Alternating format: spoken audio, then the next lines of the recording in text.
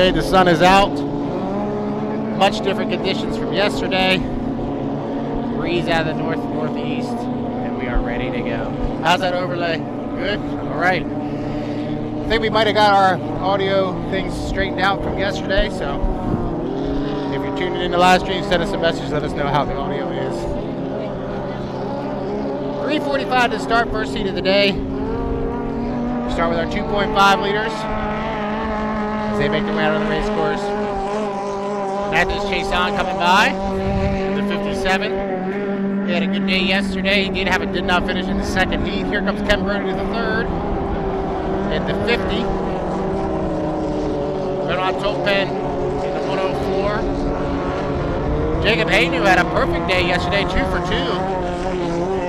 In his first weekend, really in the HRL, had a great day yesterday, winning both his qualifiers. And the photo boat should be Stefan Racine in the 117. 3 minutes to the start of our first heat of the day here at day number 2 of the Cambridge Classic. Sorry, I had to run across the pit area. I didn't realize they were ready to roll. They were ready to go. Just catching my breath as I get settled in here. 240 for the start, 240 away. 2.5 liters, running heats 3A and 3B this afternoon. That'll set up who goes directly into the final. We will not run a consolation in 2.5 liters because we only have 9 boats here, so the top 8 will make it directly into the final. Once again, 2.5 liters, they run 2300 cc motors or the Honda. A couple guys in 2.5 are running the Honda as well. These drivers are the less experienced drivers, more of a beginning class here in HRL. Once you finish in the top 3 in the national point standings at the end of the season, you'll be moved up to the Formula 2500 the following season. 150 from the start, 150 away.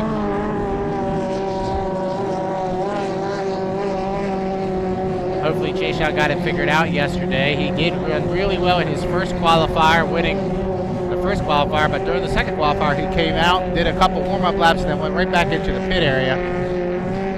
Not sure what went wrong with that boat, but he's exploring that Honda motor, so could be some kinks in that Honda motor yesterday.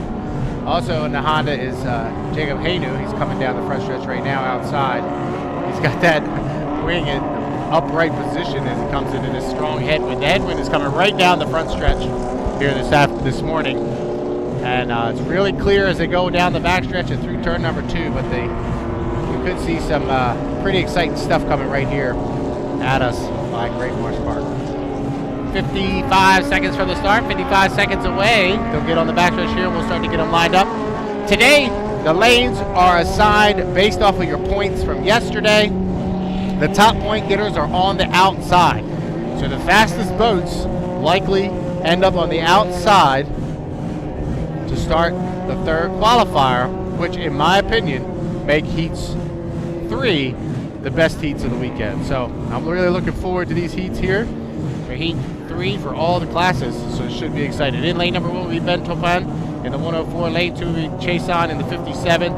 Stefan Racine will be in lane number 3. Lane number 4 will be Ken Brody the third, and on the outside will be Jacob Haynu as we are 13 seconds from the start.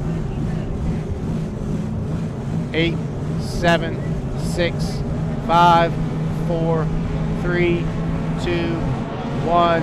Mark. Looks like a clean start from here, and Chase On will lead him across from lane number 2, but look at Taupin on his inside. Got a nice run down here into turn number 1. Did the 104 as he's going to lead them through the apex of turn number 1. We'll go 5 times around here in 2.5 liter stock qualifier 3A, and Taupin will lead them off the exit of turn number 1, and Ben Taupin will lead them down the backstretch with Chase On right there on his outside.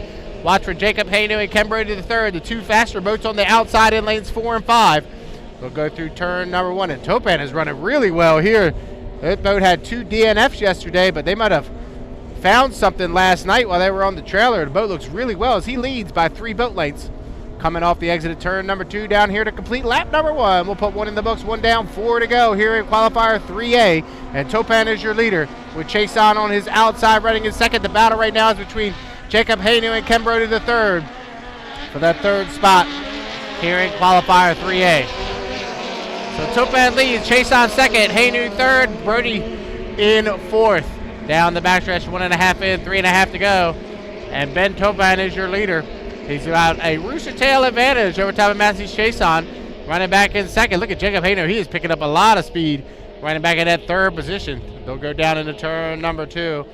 And Benoit Topan, he's your leader through the apex of turn 2 with Matthews Chason right on his outside. We'll call it a rooster tail advantage as they come off the exit of 2 to complete lap 2. It'll be 2 down and 3 to go here in qualifier 3A. And Benoit Topan is your leader across start-finish line. Matthews Chason still in second. Nice battle between Haynu running the long way. He's got to stay outside because he's still on his rookie restriction. So you might be wondering why he hasn't cut over towards the buoys. He has to stay outside until he's able to get off restriction. And that's going to allow Ken Brody the third to move up on his inside and try to take over third position. So halfway through qualifier 3A, and as Benoit Topan, he is really moving here in 3A, looking really good out on the race course here in qualifier 3A. So Topan with about a rooster tail and a half advantage over top of Chason running in second. Haynu and Brody still battling out for third. So 3 down, 2 to go here in qualifier 3A. And Matthew Chason trying to catch up to Benoit Topan, but Topan has still got it in the 104. He comes to the apex of turn number 1. Haynu really flying. He's got that wing in the upright position, trying to keep that S2 on the water. He's doing a good job leaving that wing up, trying to keep that boat glued to the water as he hits that headwind here off the entrance of turn number 1. We're 3.5 in and 1.5 to go here in the first heat of the day at the 2024 Sunday edition of the Cambridge Classic. Topan leads, Chason in second. Battle still for third between Haynu and Ken Brody the third. 2 young drivers side by side through the apex of turn number 2, battling out for third position. 4 down and 1 to go here in heat 3A. White flag being displayed on the race course, signifying one more lap around as Ben Topan still leads it.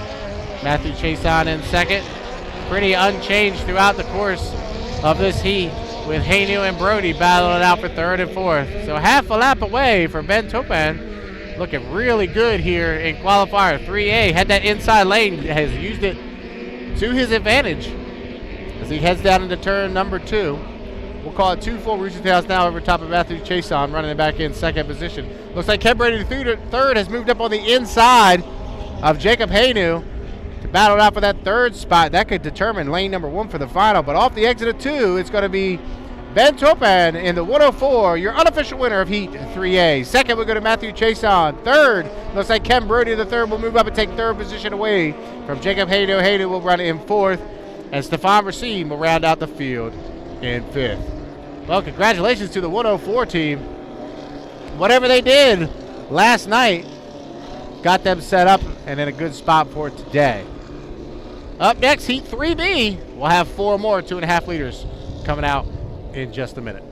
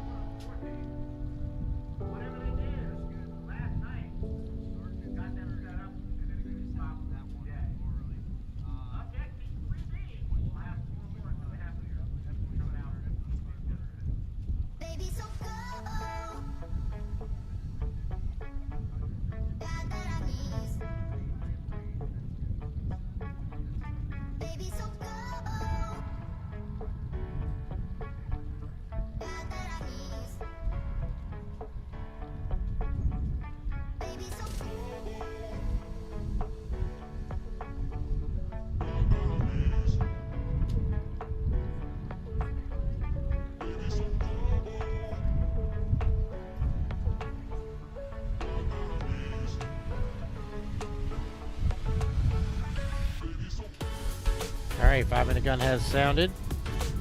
Second heat today, Heat 3B, 2.5 liter stocks. Should have 4 of them make the call.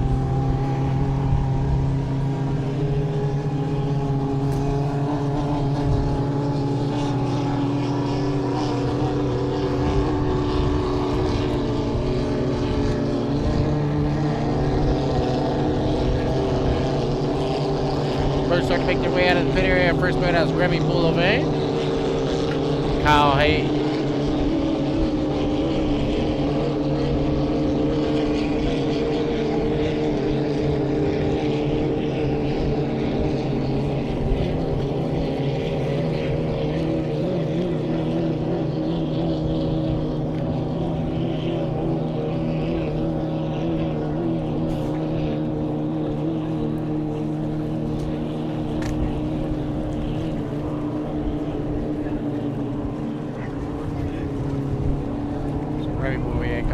Comes out. Should also have the 25 of Derek Anderson and the 74 of Matthew Brown.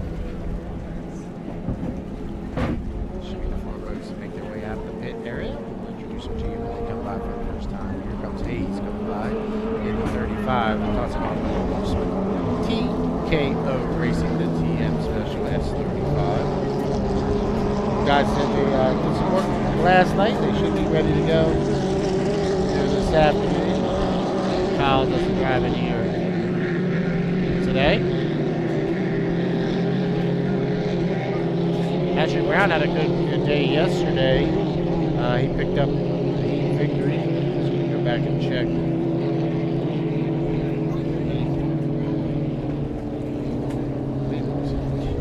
He had a second place in his first qualifier. Second qualifier should be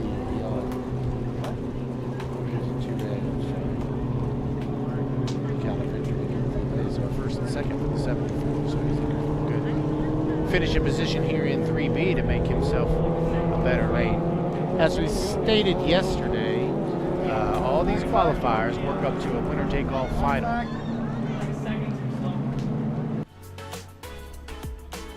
We got a black flag on the race course.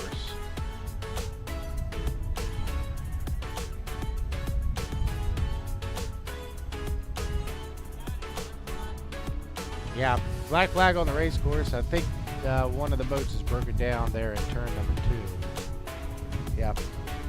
Looks like Remy Bouvier is down in turn 2. So black flag being displayed. Everybody will make their way back to the pit area. I'm not sure if Matthew Brown has realized that, but now I think he has. As everybody's starting to go back, he'll sloop around here and come back into the pit area. So I'm not sure what happened with Remy Bouvier, but he's down in turn number 2. So we'll get him towed inside the race course and we'll rerun Heat 3B.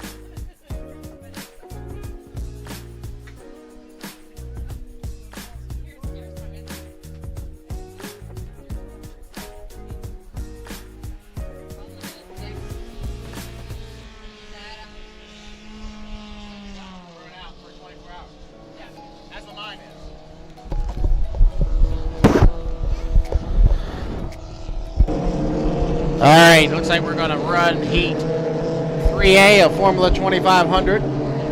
They start to make their way out of the pit area. We'll get that 2.5 liter stock heat rerun. They had to get in, turn them around, and fuel them back up. So it's time for Heat 3A. We should have 1, 2, 3, 4, 5, 6, 7 make the call here for Heat 3A. The cause of the stoppage for 2B for the 2.5 liters was Remy Boyer broke down in a bad spot in turn number 2. So unfortunately, had to get him towed in and out of the way. But we're ready to go with 3A from the 2500. Tight battle yesterday. John Shaw with 2 wins. And Eddie Catfish also with 2 wins yesterday. So we'll see as it all shakes out. First boat coming by the 113. That's Sam Tremblay out of Valleyfield, Quebec, driving the another one for the Bourdain family out of Sorel Tracy. That boat's got a Honda in it. It's fast, but it's up and running. It's a good boat. The 77 Guillaume Charette on the inside. Way up here on the outside is Eddie Campouche in the 500, the Senseless 16. To his inside is Grant Liddy Coast, and then you have Tommy Shannon in the 4. They're followed up by Grant Hearn in the 14 out of Syracuse, Indiana.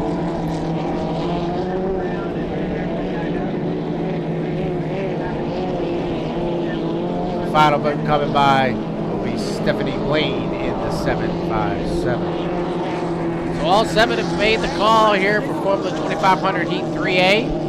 Remember, the difference between the 2.5 liter stock class and the Formula 2500 is the experience of the drivers. If you finished in the top 3 last year in 2.5 liters, you moved up to Formula 2500. So these guys and gals have a little bit more experience than some of the drivers in the 2.5 liters. Not all of them, but some. Tommy Shannon also drives using a Honda. I think the Charette may have the Honda as well. I know Grant Liddycoat still got the 2300. Grant Hearn and Eddie Kemp, who's coming by, both have the Hondas. I think Stephanie Blaine's, she may still have 2300. I'm gonna have to go and see. But it's all different motors this year. Some guys are trying the Hondas, some are sticking with the 2300. I think by next year we'll have a little bit more clarification on how that'll be. I think if we get enough guys running the Honda, we may split the class into 2300 and then a Honda class. So all depends on how many guys decide to go to the Honda, but there's a stout number of guys in this class right here in this heat with Honda motors. So we'll see how it all plays out. 119 for the start, 119 away. Formula 2500 Heat 3A.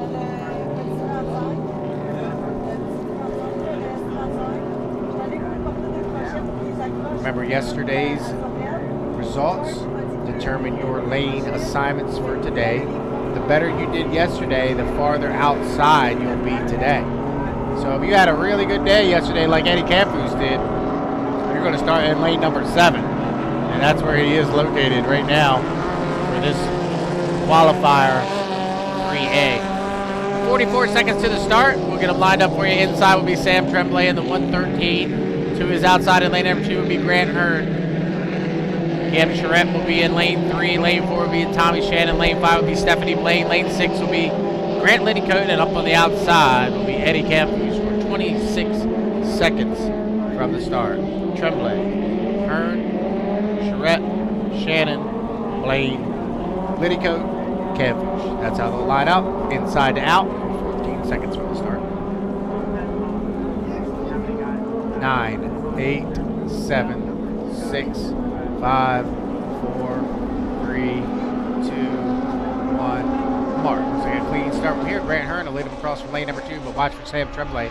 He'll move up on the inside at lane number 1. And Eddie Campus got to hold that line all the way through. Got to stay way outside in lane number 7 all the way through the apex of turn number 1. And that allows the boats to the inside to move up down the backstretch. But you can see Eddie's already up to 3rd. Flying that left spots in that 500, but it's Tremblay, followed by Hearn, followed by Campus as they head down into turn number 2 here on lap number 105.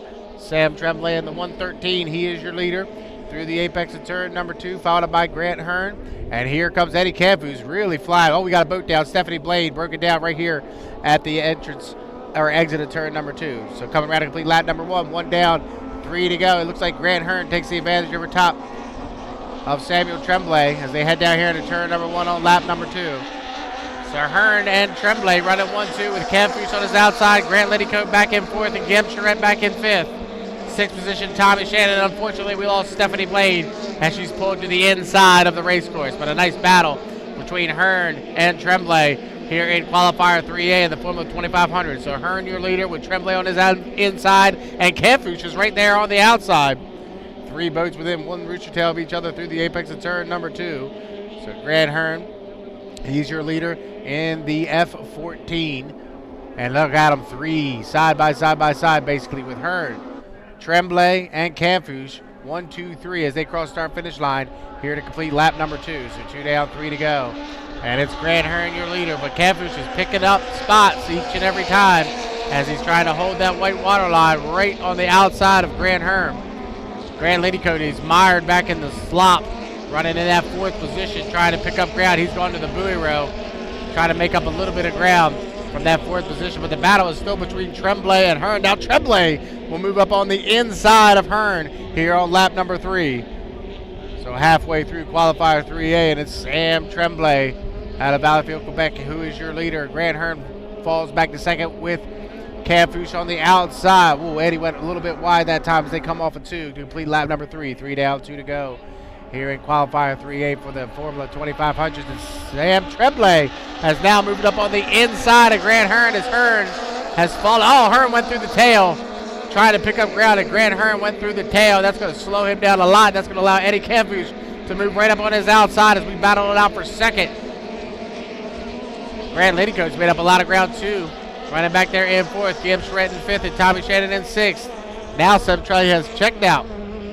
Tremblay by 2 Rooster Tails, and here comes Camfush. Camfush moves up on the outside of Grant Hearn as Hearn falls back to third as they come around to get the white flag this time by. It'll be one more lap around here in Formula 2500 3A. And it's Samuel Tremblay in the 113. Another one, battle for second between Camfush on the outside and Hearn on the inside. Down here into turn number 1 on lap number 5 of 5. And Sam Tremblay, he's your leader. We'll call it 3 Rooster Tail advantage over top of Grant Hearn back in second. Eddie Camfush to his outside and Grant Liddycoat in fourth. Nice battle shaping up here in 3A as Sam Tremblay's half a lap away from the 25 points and we can try to make himself get into that final later on today.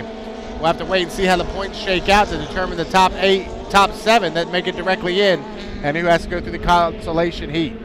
So they'll come through the apex of turn number 2 here on the lap number 5. It'll be the checker flag this time by. Your unofficial winner of heat 3A will be Sam Tremblay. Outside will be, looks like Eddie Camfush does get second over top of Grant Hearn, who will get third. Grant Liddycoat will get fourth. Gam Charette will get fifth. Tommy Shannon will get sixth. And an unfortunate DNF for Stephanie Blaine. So good run by the team, 113 team. They figured out whatever went wrong yesterday. They got it fixed up and they came out here and very impressive here in 3A. Up next will probably be the rerun of 2B for the 2.5 liters.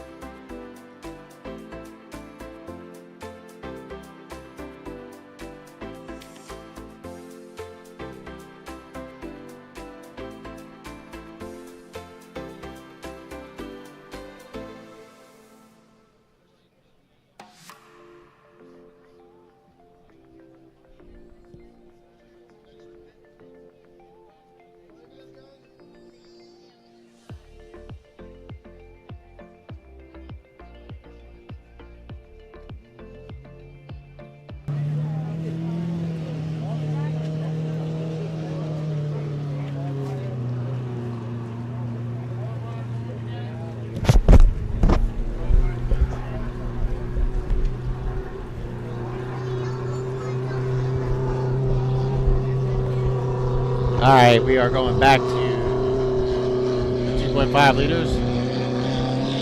So Austin Hayes makes his way out of the pit area. The S35, the TPO Racing Thompson sponsor. S35.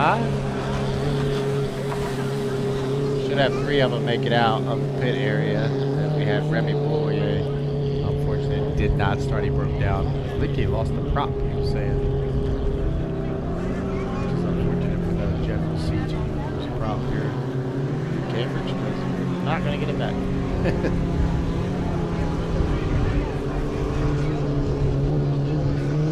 Next boat out will be Matthew Brown in the 74. Just waiting on Derek Anderson to make the call. Here comes Derek out of the pit area. All boats out, 3:30 to the start, 3:30 away.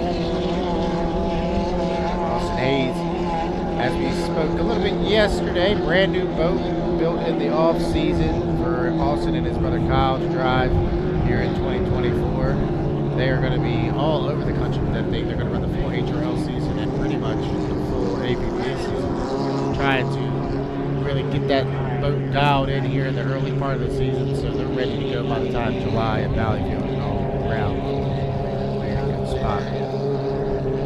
So Austin Hayes out there. So I have Matthew Brown and Derek Anderson. There's your 3 boats here for Heat 3B.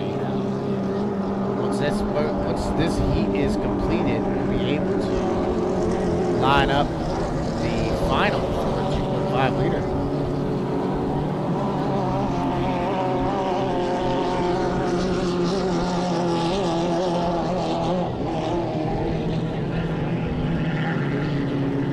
.225 to start, 225 away.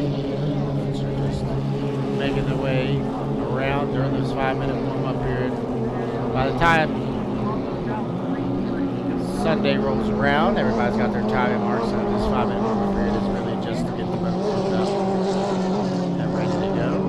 Stephanie Blake getting turned back into the pit area. Unfortunately, I'm not sure what went wrong with her boat. She just pulled it directly to the infield prior to lap number 2 there in that qualifier 3A for the 2500. That will definitely put her in a bad spot. She'll have to go through the consolation and try to make it into the final later on this afternoon for the 2500. It's 140 from the start.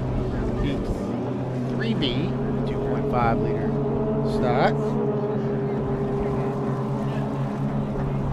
Because Matthew Brown had a good day yesterday, had a victory in the second qualifier and a second place in his first qualifier, so he's got pretty good points position running into today. I think he had 46 points yesterday, which is a good start to the season. Derek Anderson, I believe he finished both his heats yesterday, so that's a good sign. Here comes Austin Hayes coming by. That's Austin. He's driving the S35 this weekend in the first round of the HRL. 1 minute to start, 1 minute away. Austin will be in lane 1. Derek will be in lane 2. And Matthew Brown will be in lane number 3. 45 seconds to the start. Hayes, Anderson, Brown. That's how they'll line up for this Heat 3B of 2.5 liter stocks here in the 2024 Cambridge Classic. Thank you all for tuning in on the live stream. Hopefully the audio is doing well. If you are having issues, just send a message in the chat. Good friend Steven. He'll get it straightened out. 20 seconds to the start. 20 seconds away. Heat 3B, 2.5 liters. Hayes, Anderson, Brown. Inside to outside as we are 9, 8, 7, 6, 5, 4, 3, 2, 1. Mark. So we're going to get a lead start from here, and Austin Hayes will lead him across start finish line down here into turn number 1. He's got Derek Anderson right there on his outside.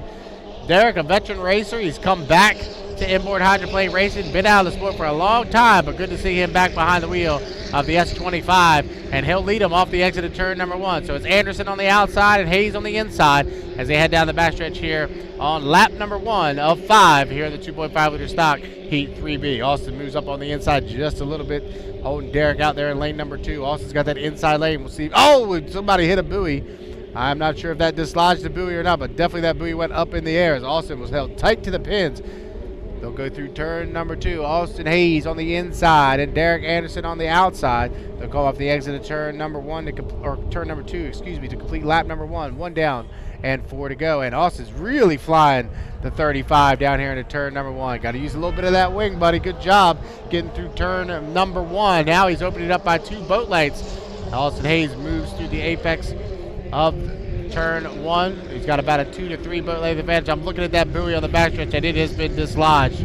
It is moving across the race course. So unfortunately, we have to hold up here and wait to see if there's any penalties because that buoy did dislodge there in turn number 2. But Austin Hayes looking really good here in the second qualifier of 2.5 liter stocks here on Sunday morning. He'll come off the exit of turn number 2 to complete lap number 2 to be 2 down and 3 to go here in Heat 3B. Austin Hayes comes around to complete lap number 2. Now he's stretching out by a full 2 roost tails, really getting some good attitude under that brand new hull as he comes down here into turn number 1 on lap number 3. He'll be about halfway through the second qualifier of the day for the 2.5 liter stocks, and Austin Hayes is stretched out by 2 full rooster tails.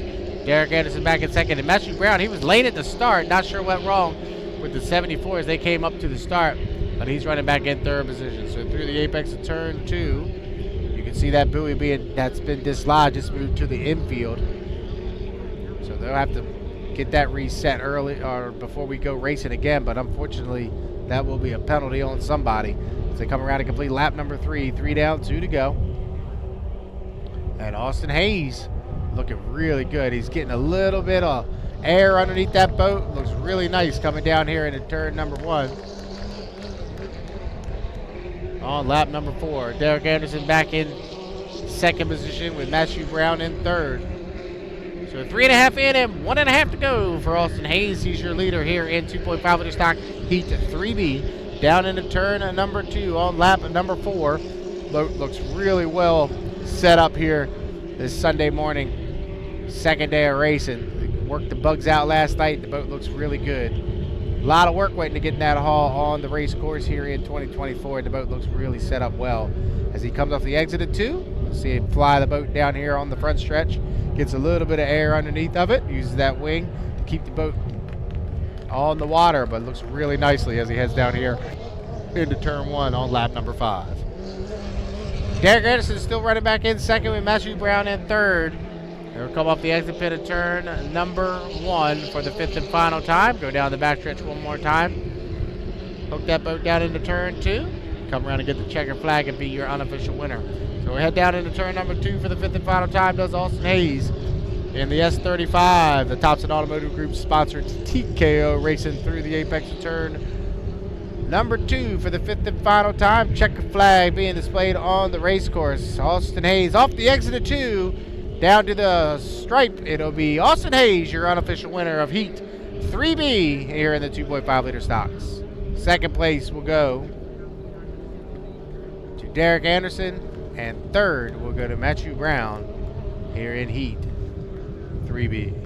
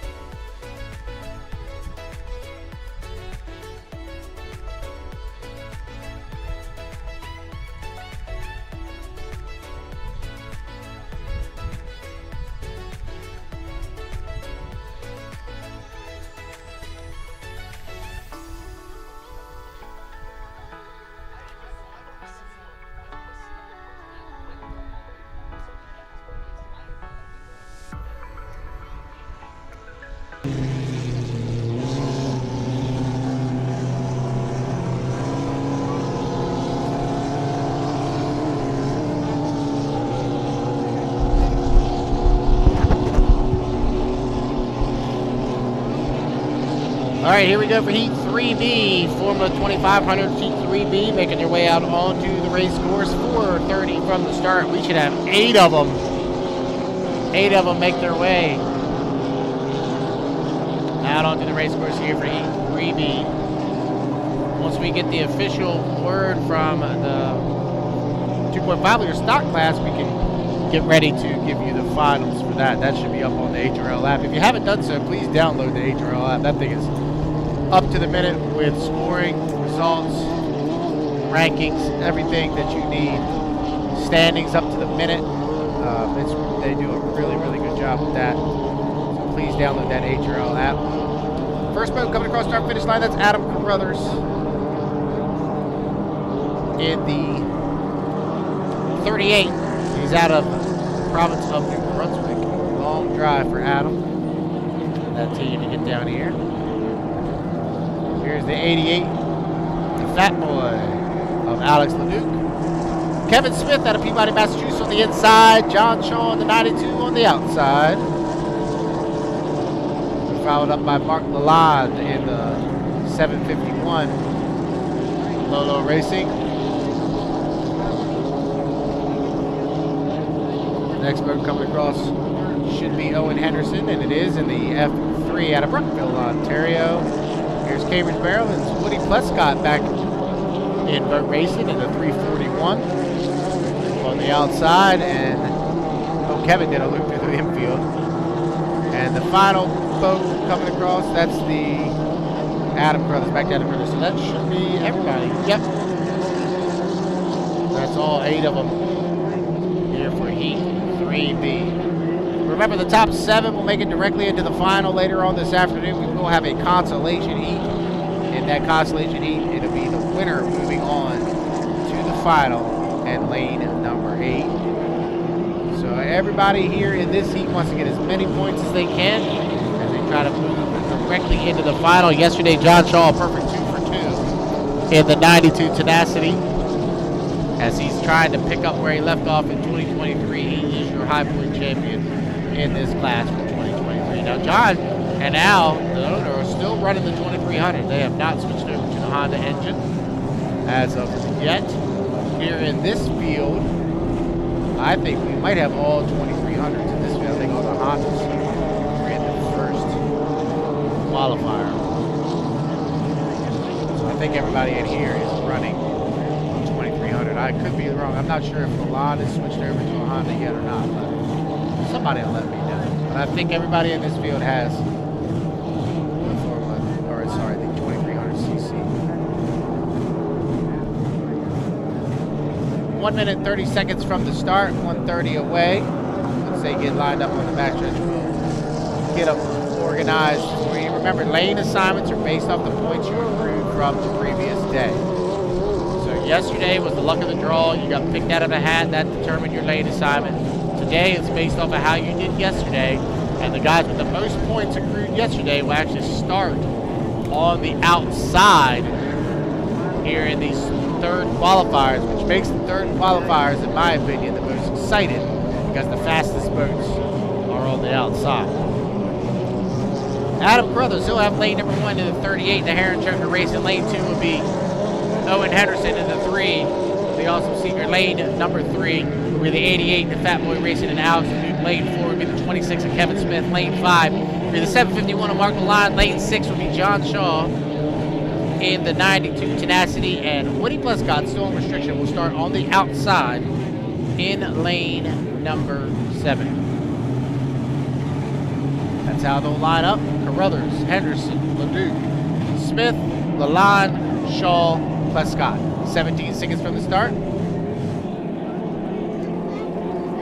10, 9, 8, 7, 6, 5, 1 mark. So a clean start from here. John Shaw flying hard out in lane number 7. And Owen Henderson, he'll take the lead down here into turn number 1 from lane number 2. So Henderson is your leader through the apex of 1. We'll see how it all shakes out when they go around turn number 1 and they head down the backstretch for the first time. We'll go 5 times around, and it's Owen Henderson holding lane number 2. He's your leader down the backstretch. On his outside, he's got some fast boats coming up on his outside, but Henderson is checked out by a full rooster tail, but here comes Shaw.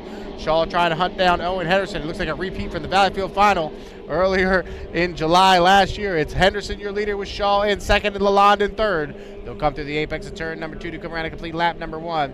We'll put 1 in the books. We'll go 4 more times around here in qualifier 3B for the Formula 2500. It's Owen Henderson and John Shaw. Here comes Shaw.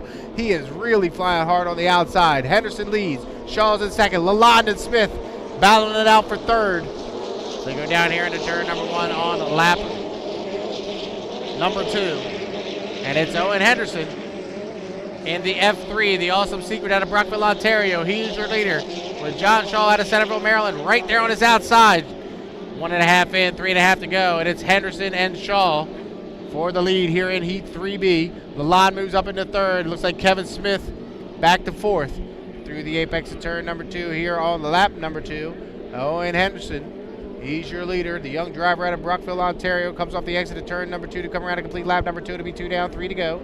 Henderson and Shaw duking it out here in 3B. Now Shaw moves up on the outside. He is side by side with Henderson as they head down here into turn number 1.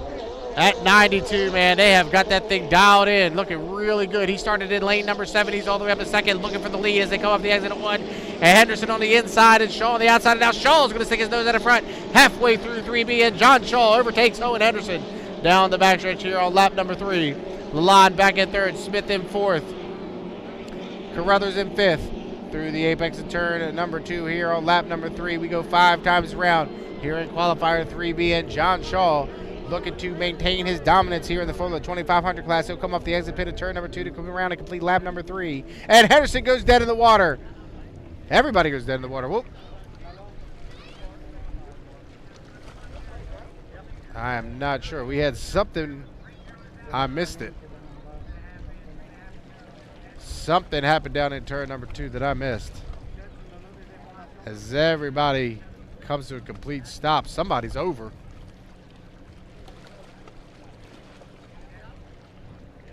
Somebody's over down there in turn number 2. I can't. It must be Lalonde. As Lalonde is believe he's blown it over or rolled it down there in turn number 2. I totally missed it. I was looking at the leaders as they came off a 2. But definitely somebody's over. Mark? Yeah. Mark Lalonde is over. Yep, just getting clarification on who that was. But Lalonde is over down there in turn number 2. So we'll take a break. We'll come back in just a minute. Hopefully he's okay. But the boat is definitely upside down at the bottom end of the race course. We'll be right back.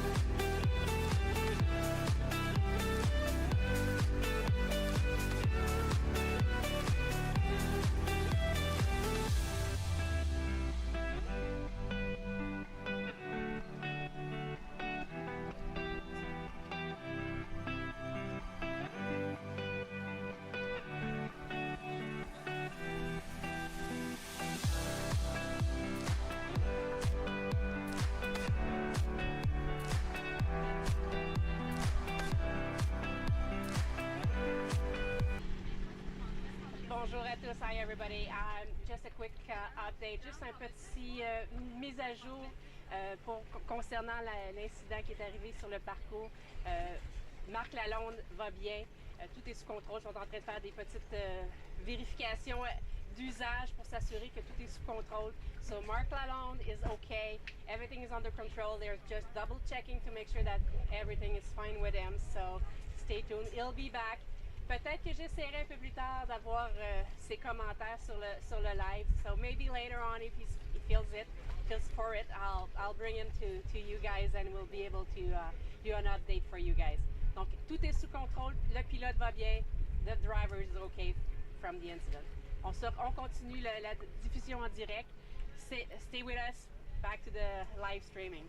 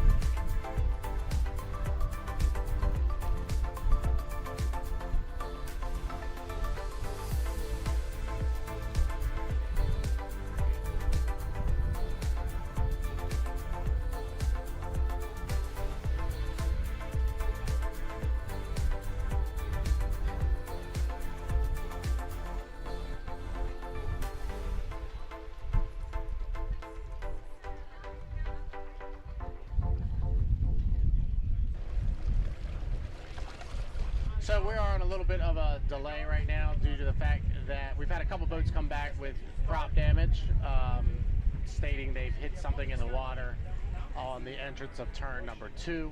So we are canvassing that area right now. They're looking, they've got the rescue team out there, the Sea-Doos, a couple officials have actually gone out on boats. They're just checking to see if anything may be floating that they could be hitting. I've lived here my whole life and I know it's sand. That's all that's out there. There's nothing fixed. There's no pipes running under the water out there or anything like that. That is just a fixed area.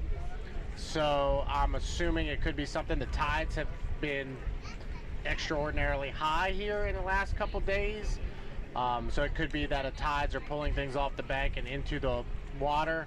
That could be the only thing I think of, that maybe a couple logs could be floating or something, but there's nothing fixed out there that they could be running into.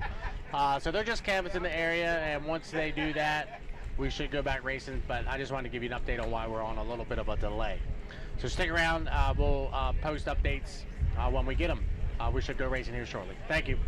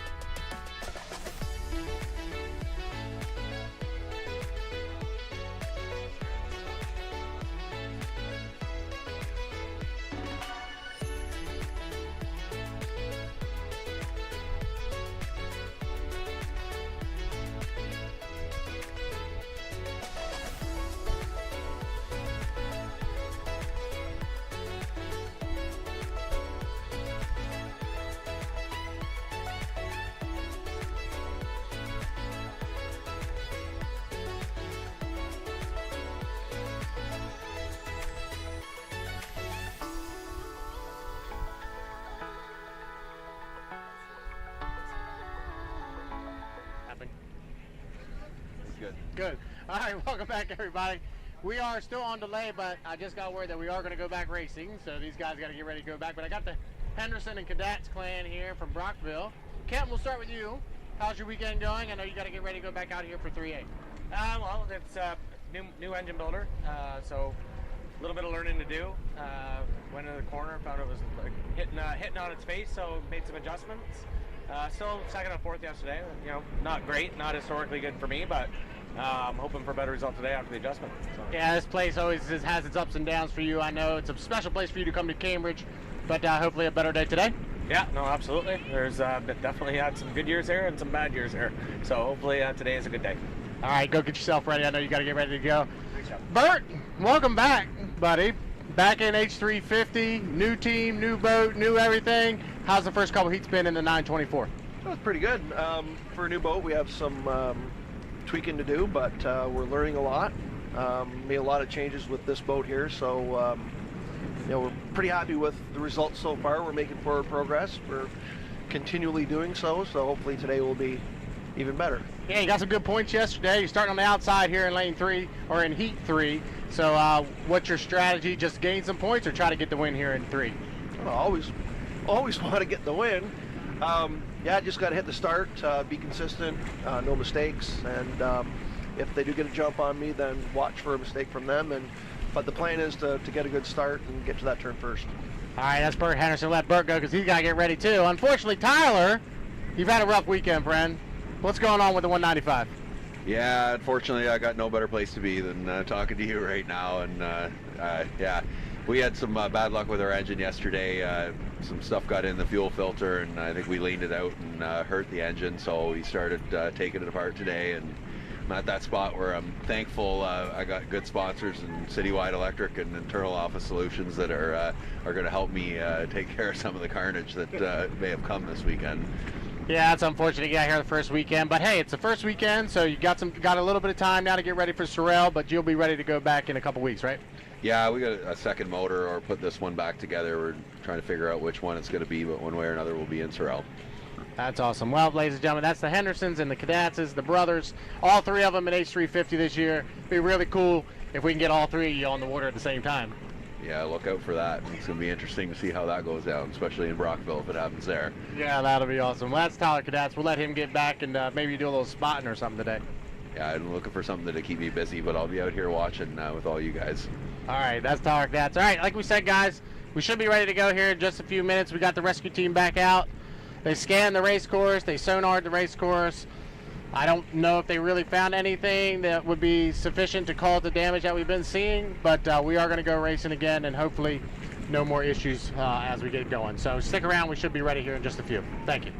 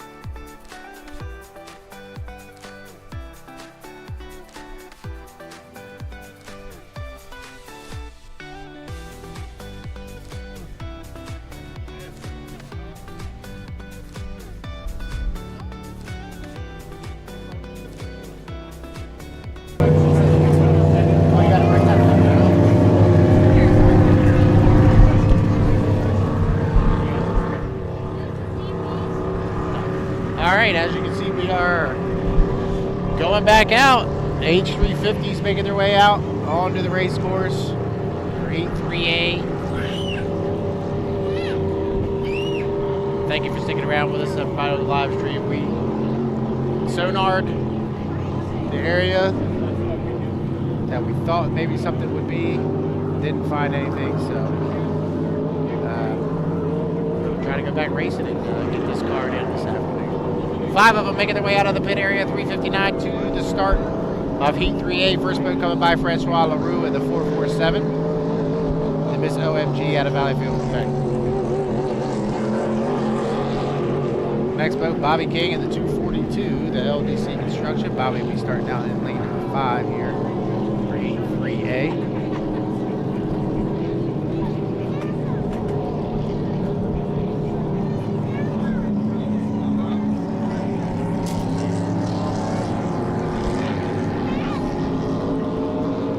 Next boat coming by will be the Black Beast, the 999 of Eric McKenna.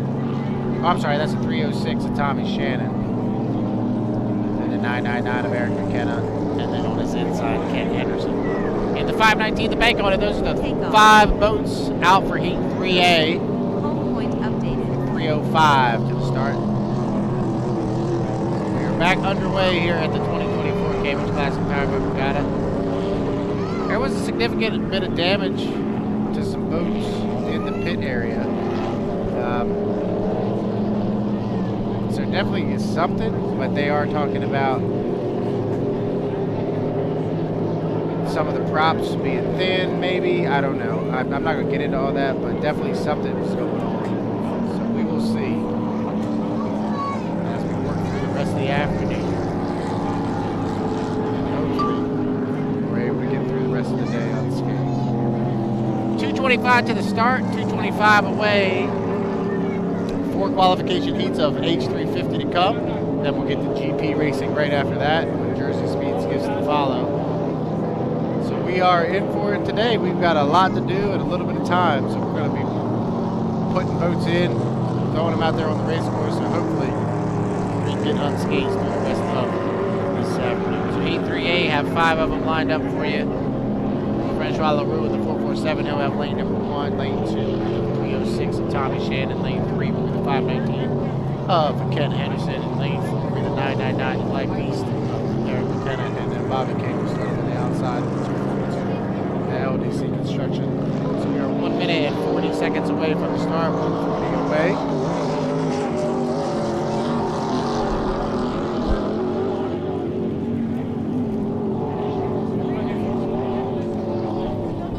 As we spoke about, if you were with us at the beginning of the day, the lane assignments here in 3A, B, C, and D are based off of your points that you accrued yesterday. The fastest boats will be on the outside for the third qualification heat.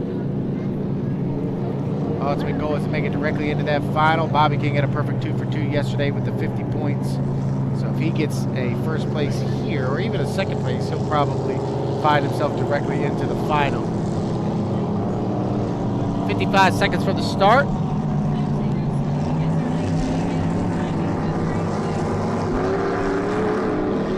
Going to be Francois Leroux in lane number 1. Lane number 2 will be Tommy Shannon in the 306.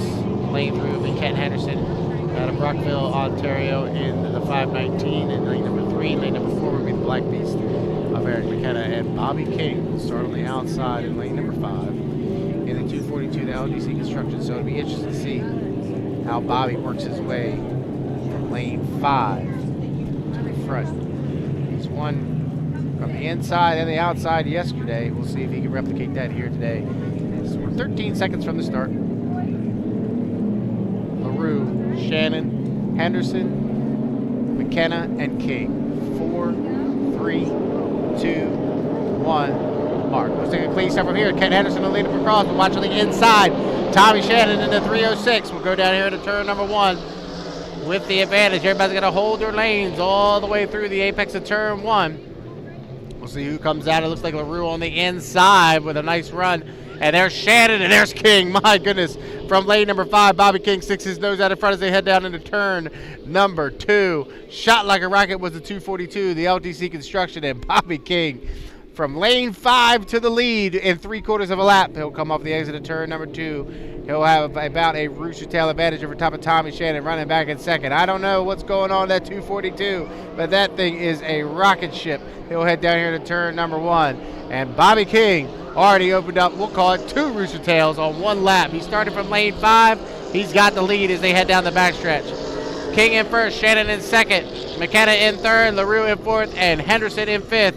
1.5 in, 3.5 to go here in qualifier 3A for the H350s. And Bobby King out of Memphis, Michigan, he's your leader by 2 full rooster tails over top of Tommy Shannon. Nice run for McKenna in third, trying to make up ground on Tommy Shannon back in second and third place, but 2 down and 3 to go, and Bobby King is setting sail.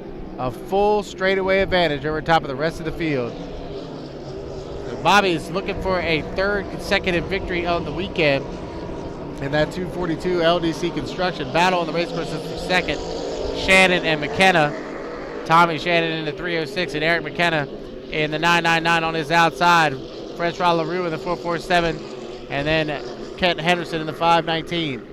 But at the bottom end of the race course, it is Bobby King. Look at this show he is putting on here in 3A. He'll come up the exit of 10 and turn number 3 to come around and take lap 3. 3 down and 2 to go for the 242, the LDC construction, and Bobby King. Second position, Eric McKenna has overtaken Tommy Shannon for second place. Fourth position is Francois LaRue, in fifth place is Kent Henderson. A half a lap away from Bobby King. Going down into turn number 2 here on lap number 4. We should have the white flag being displayed on the race course, and we do. One more lap around. Bobby King comes off the exit at turn number 2. He'll get the white flag, signifying one more lap around. I'm going to write this time down when he's done because he is putting on the show here. He's backed off just a little bit, but he is still flying down here into turn 1.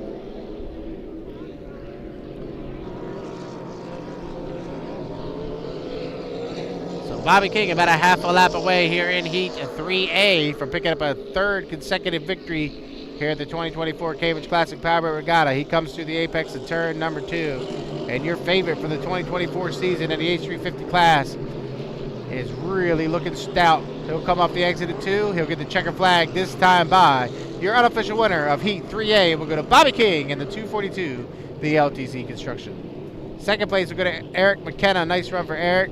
He'll come around and get second place points in the 999, the Black Beast. Third, we'll go to Tommy Shannon in the 306. Fourth, we'll go to Francois LaRue in the 447. And fifth, we'll go to Kent Henderson in the 519. The bank on it. But for lane number 5, it didn't really matter for Bobby King. He'll have 75 points going into that final later on this afternoon. He's definitely your favorite in H350 with a time of 3 minutes and 17 seconds for Heat 3A. Coming up next, 3B.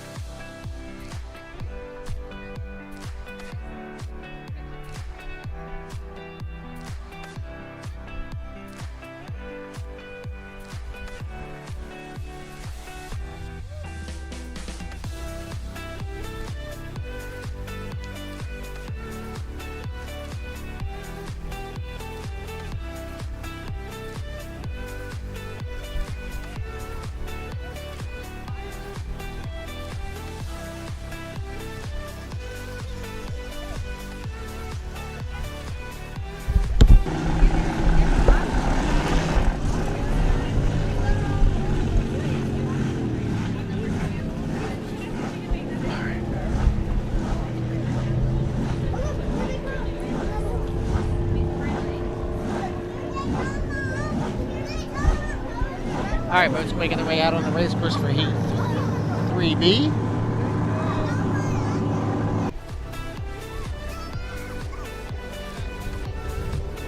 Should have 4 of them make the call here for 3B.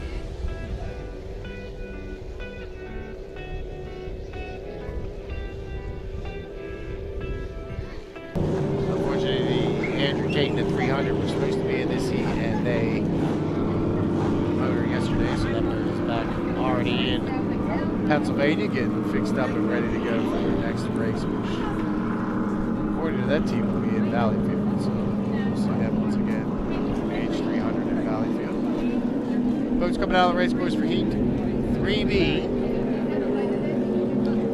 On the inside, that's the H37. Bull Shark Racing.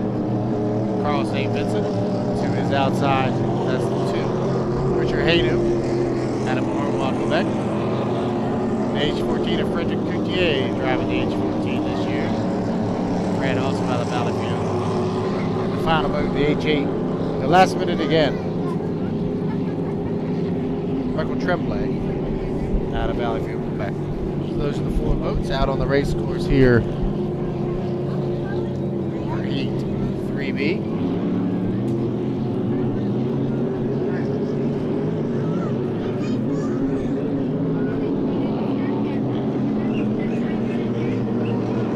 Tremblay come by, he's your defending High Point champion here in the Hydroplane Racing League in the H350 class. He put on a heck of a battle here last year with him and Andrew Tate side by side for 5 laps for that H350 Final. He just came up a little bit short to Andrew, one of the best H350 Finals we've seen. It's a pretty stout group of competitors here in 3B, as we said earlier in the day. Everybody trying to gain as many points as they possibly can to make their way into that 8-boat final. I guess they're going to run 8 boats. They might run 7. I can't remember if they did 7 or 8 here last year, but definitely the top 6 will make it directly to the final, and we'll run 2 Constellation East to determine numbers 7 and 8. So that's where we stand right now. We are 2 minutes from the start. 2 minutes away. Start of H350 Heat 3B. So if you're on the live stream and your friends logged off, tell them log back on. We are back racing here in Cambridge. We had the rescue team and all the towboats were out there. We probably had 100 people on the race course searching to see what could be in turn 2 that was causing boats to suffer some damage to crops and whatnot. They were unable to, as far as I know, they weren't able to find anything, but they did sonar and scan the area very carefully. So hopefully whatever it was is not there anymore. We're on a river here, so it's always flowing.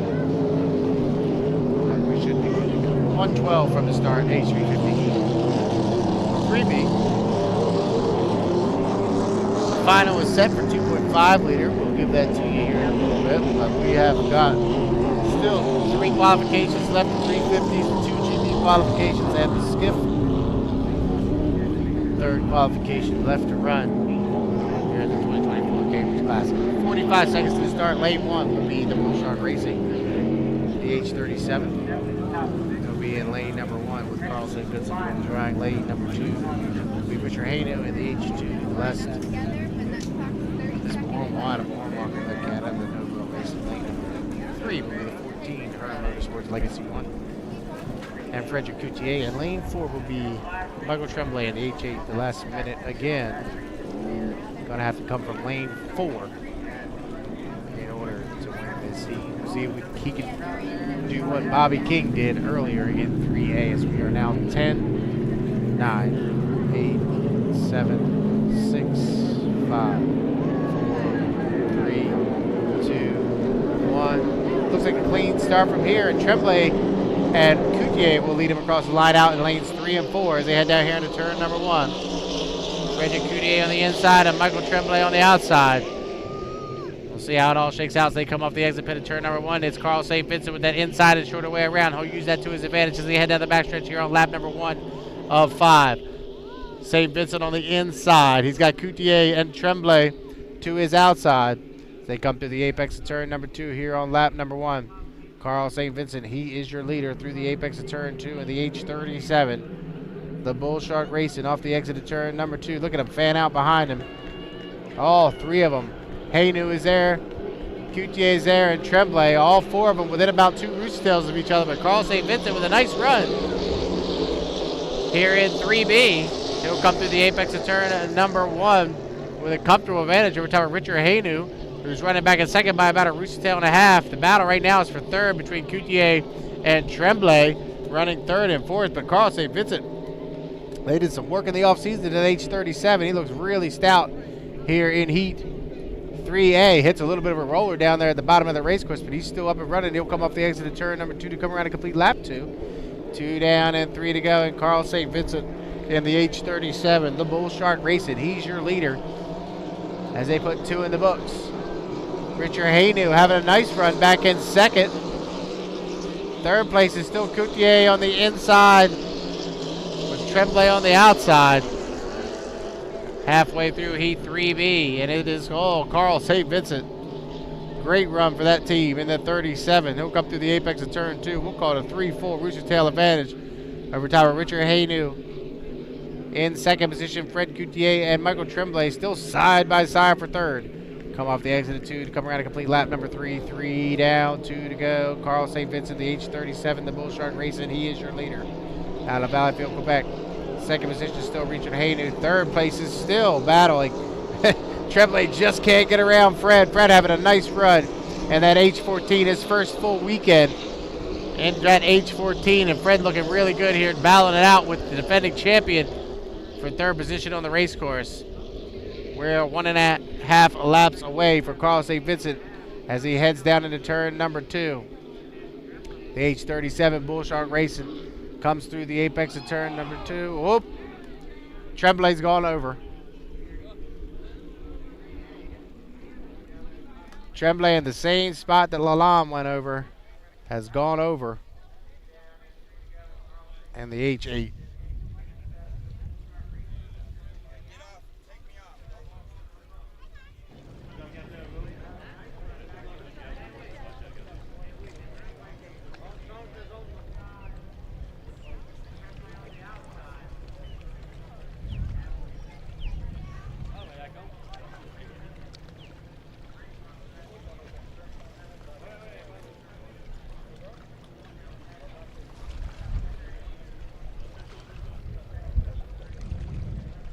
Good.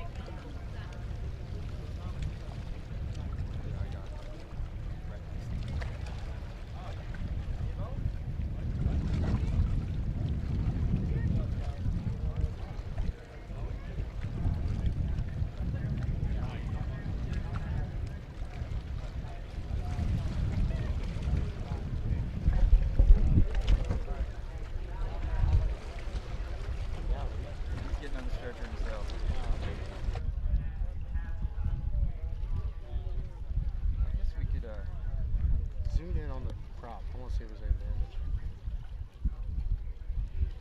But you just go over.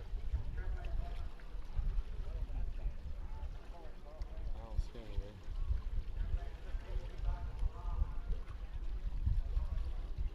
I hope this isn't on the live stream, is it? Good.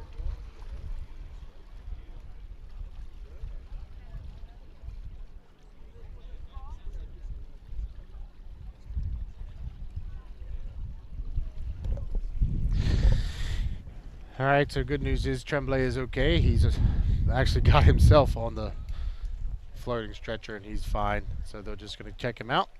But he went over in that same area that we've been having concerns here this weekend. Hopefully, looking at the film, it doesn't look like there's damage to the underside of the boat. So I was just trying to see if there's any damage. But that's the area where they've been going over with that wind coming out of the almost, I guess, almost northwest right now, but that's a tough place here on this race course if there's any little bit of wind. So we'll get Tremblay's boat towed back in. That heat should count. We were coming to the white flag, so shouldn't be any problem there in counting that heat. So Carl St. Vincent will be declared the winner of that heat. We'll see if Tremblay can get the boat right-sided up and back out onto the race course for the final later on this afternoon. All right, we will take a quick break while we get Tremblay's boat towed back in. We've got Heat 3C ready to go, so we should be ready here in just a few, so stick around.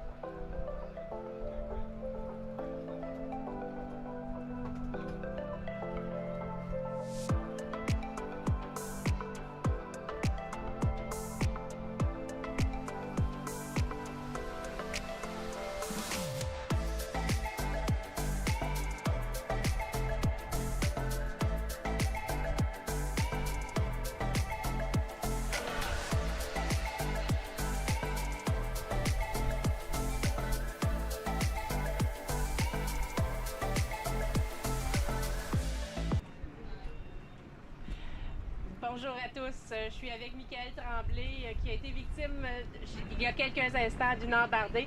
On va lui laisser un petit peu nous expliquer comment ça s'est passé, mais on peut voir, on est très rassurés de t'avoir avec nous parce que en étant avec nous, c'est que ça va bien. Oui, c'est sûr que c'est jamais le fun d'un accident comme ça, mais ça fait partie du sport. Je m'en venais sur le backstretch, je venais juste de dépasser Fred, je poussais pour aller chercher les autres bateaux en avant, puis je pense que j'ai pogné une mauvaise vague. Le bateau, tu sais, il semblait pas super light, rien de ça.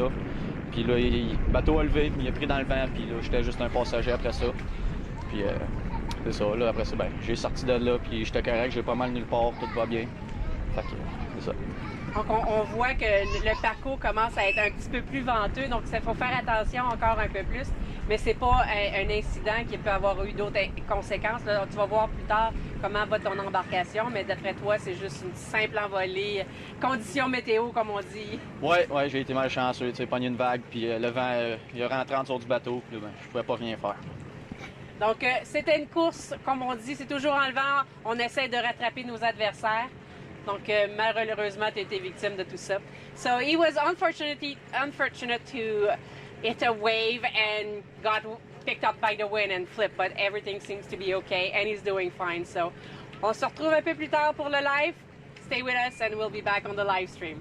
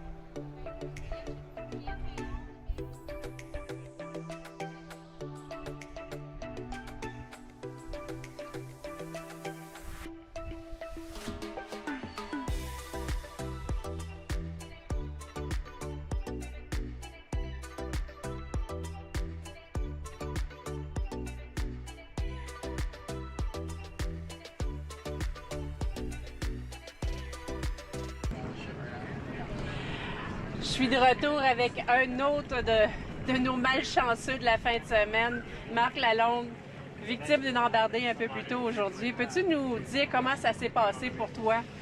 Ça s'est passé assez rapidement, puis pas d'avertissement non plus. Je sais pas, d'habitude, le bateau me donne toujours un petit feeling avant que je viens trop light, puis il y a une drape de vent. D'habitude, je le sens.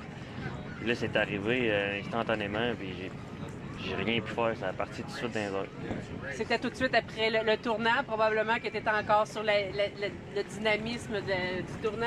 Ah ouais, j'étais pied au fond, là. Je pouvais pas aller plus vite, mais le bateau, justement, il allait super bien. On a fait un ajustement, j'avais rien à dire sur le bateau, là. J'étais très confortable, mais peut-être trop confortable. He was saying that the boat didn't give him any chance, any warning at all. It was fine, and usually when something happened like this, they say that the boat is a little dancy on the water, but this time it happened so fast for him, it went over. Marc, toi, comment tu vas? Quels sont probablement beaucoup de courbatures pour lui? Ouais, c'est comme ça me rappelle les games de football que je faisais avant. Je me sens de même après une game. C'est pas mal mon plus gros flip que j'ai fait. Ça a cogné pas mal. Je suis raqué. Donc, ce qu'il nous dit, c'est qu'il se sent comme... It reminds him of how when he was playing football. He's sore, and it will be probably like this for a couple of days. Most likely tomorrow like this. On espère que ça va se passer bien pour toi pour la suite, que tu vas réussir à tout réparer, puis on va te revoir en pleine forme. Merci beaucoup, Marc, puis on est content que tu vas bien. Parfait, merci. Merci. Donc, on va continuer avec le programme. Ça devrait se poursuivre sous peu. Merci à tous.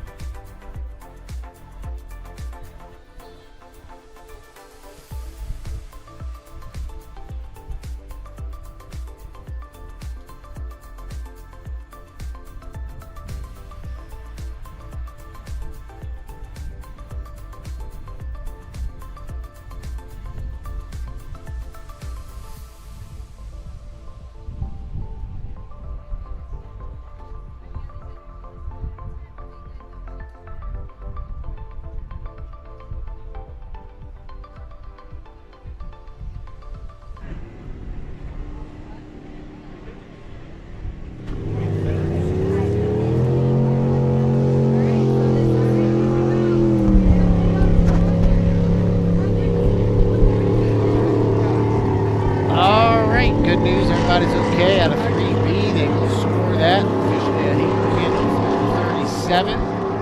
Time for Heat 3C. Should have 4 will come out. Obviously, 195 of Tyler Cadats. Unable to make the call here this afternoon. We should have 4 boats for Heat 3C. First boats are making their way out of the pit area. Now, at the time, we are already past 2 o'clock. I would not be surprised if we get an update on some schedule changes. Not saying anything's been official, but I wouldn't be surprised. All right, first boat coming by the 666 is Danny Leger. The Carpet Tech on his inside is Yannick Leger.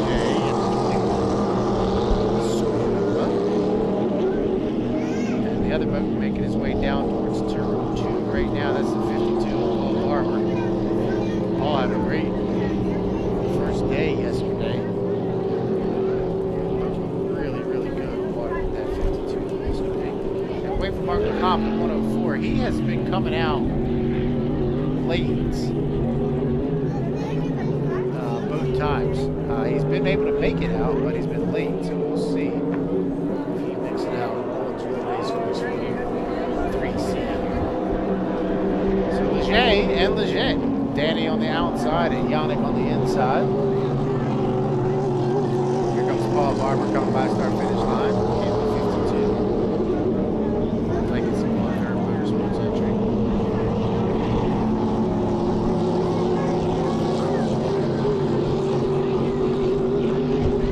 2:37 to the start. Heat 3C. Should be 3. Looks like 3 boats right now. Waiting to see if one will pop. They will make it out of the pit area. Takeoff. So once again, we're out on our timing runs. Our 5-minute warm-up period is underway. 2 minutes and 17 seconds to the start. 3C. Thank everybody for tuning in on the live stream. Our friends down here at Great Marsh Park. It is a overcast day. The sun did try to come out a little bit not long ago. But now it's overcast here at the Cambridge Classic. The wind has basically 180 degrees. We had an east-northeast wind at the beginning of the day, and now we are basically directly out of the west, even not northwest, but even just directly out of the west, and that's why we've seen the 2 blowovers down at the bottom of the race course. As you hit the entrance of turn number 2, you were hit right in the face with that west wind, and once again, here goes Mark LeComp coming out at the 125 mark. He did the same thing yesterday. Came out really late onto the race course. All he's got to do is come out, check in across start-finish line, and then he can school up with the rest of the fleet as we're 110 from the start. So he might be okay. He's going to have to get on it just a little bit. He will be flying while everybody else, as we hit 1 minute, everybody else is kind of logged up down here on the backstretch, and here comes the comp. Yep, he's going to be just fine. So he gets out of the pit area around 1:30. He'll be good to go. We'll have the inside lane here for Heat 3C.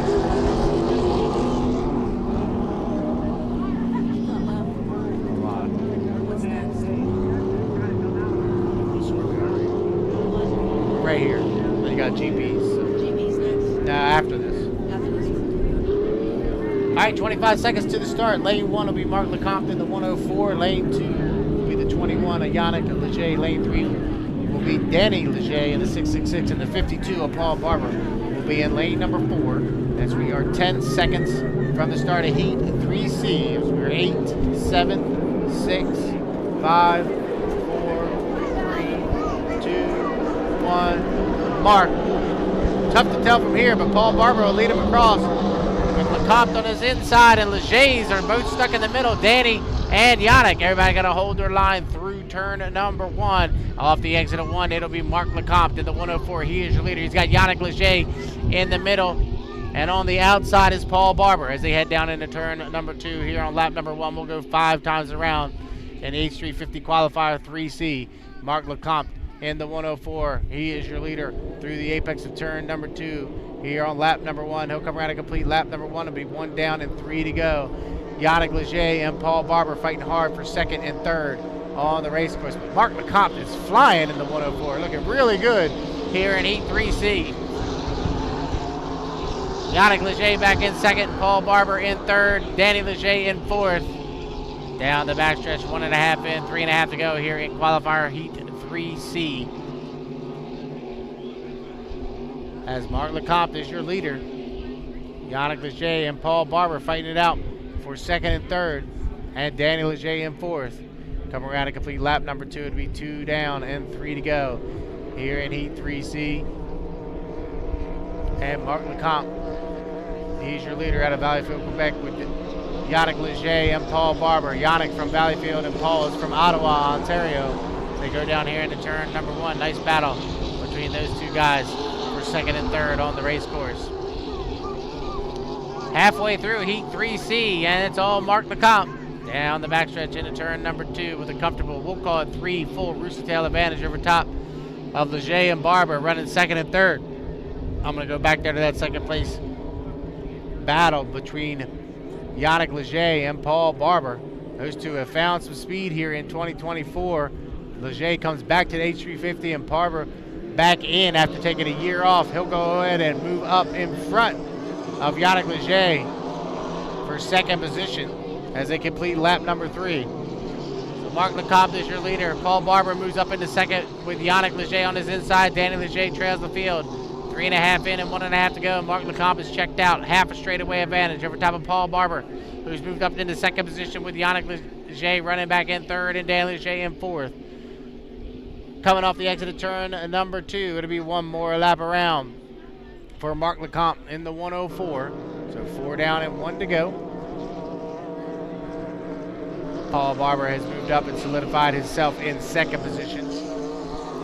3rd place, Yannick Leger has fallen back to 3rd with Danny Leger in 4th. So everybody pretty evenly spread out on the race course here on the 5th and final lap of Heat 3C. And Mark Lecomte, he's your leader down into turn number 2. Paul Barber in 2nd, Yannick Leger in 3rd, and Danny Leger in 4th. They'll come through the apex of turn number 2 off the exit pin of 2 to be checker flag, this time by your unofficial winner of Heat 3C. We'll go to Mark Lecomte in the 104. 2nd position will go to Paul Barber in the 52, the Legacy 1. 3rd will go to Yannick Leger in the 21, the Supernova, and 4th will go to Danny Leger in the 666, the Carbon Tech, a time of 3 minutes and 15 seconds.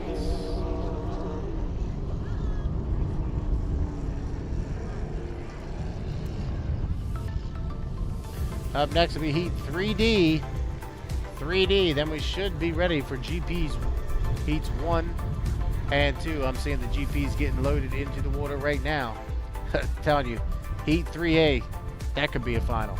We'll talk about that in a few. Coming up, 3D.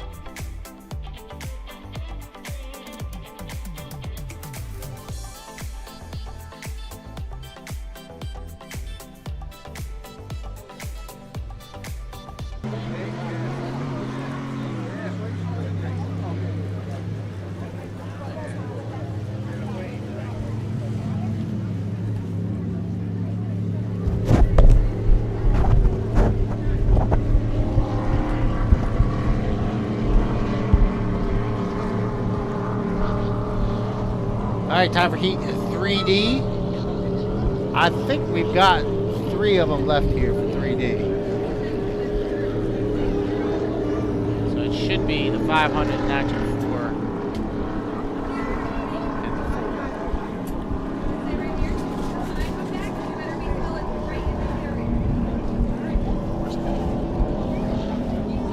Oh, Lord, got him.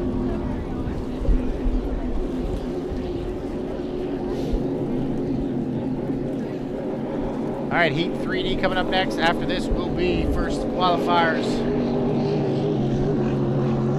for the Grand Prix Hydros. I can see Jeff Bernard's ride just got lowered into the water for Heats 3A and 3B for the Grand Prix. 3:35 to the start, 3:35 away. Joe Less coming by start finish line in the H500, the senseless 14. Back out here in 2024, the all-white boat. Next boat will be Bert Henderson in the 924, the Game On. Bert getting back in an import hydro this year after a couple-year hiatus. And then the boat to his inside, Eric Allard. I mean, he's done nothing wrong here this weekend. That boat's really fast. Does the H4.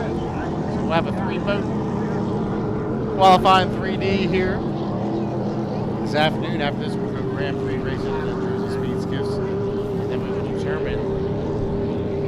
We have the finals are set for the 2.5 liter and the Formula 2500. I'm wondering if they're just going to not do any consolations.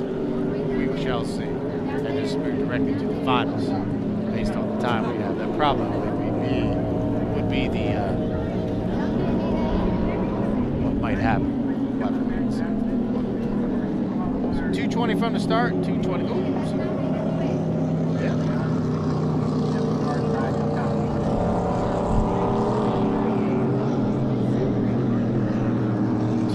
From the start.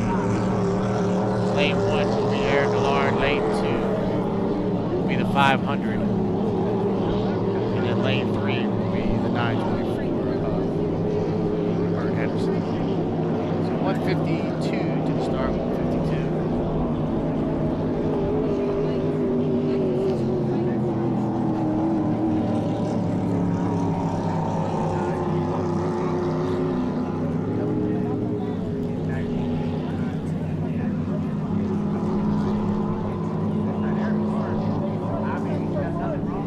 Minute 30 from the start, minute 30 away.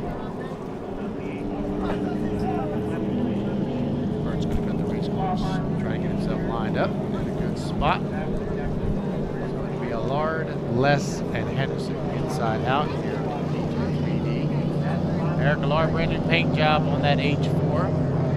The big decision. He's running really well so far here this weekend. Joe Less just getting back in the boat. Henderson, he's still on restriction in that 924 because that is a brand new hull. That boat has never run. Just did a testing session a couple weeks ago. That boat has never been on a race course until this weekend. So a lot of times with the first race of the season, we see some guys that have to stay on restriction just because the boats haven't been on, not for the drivers. So that's that 928. 36 seconds from the start.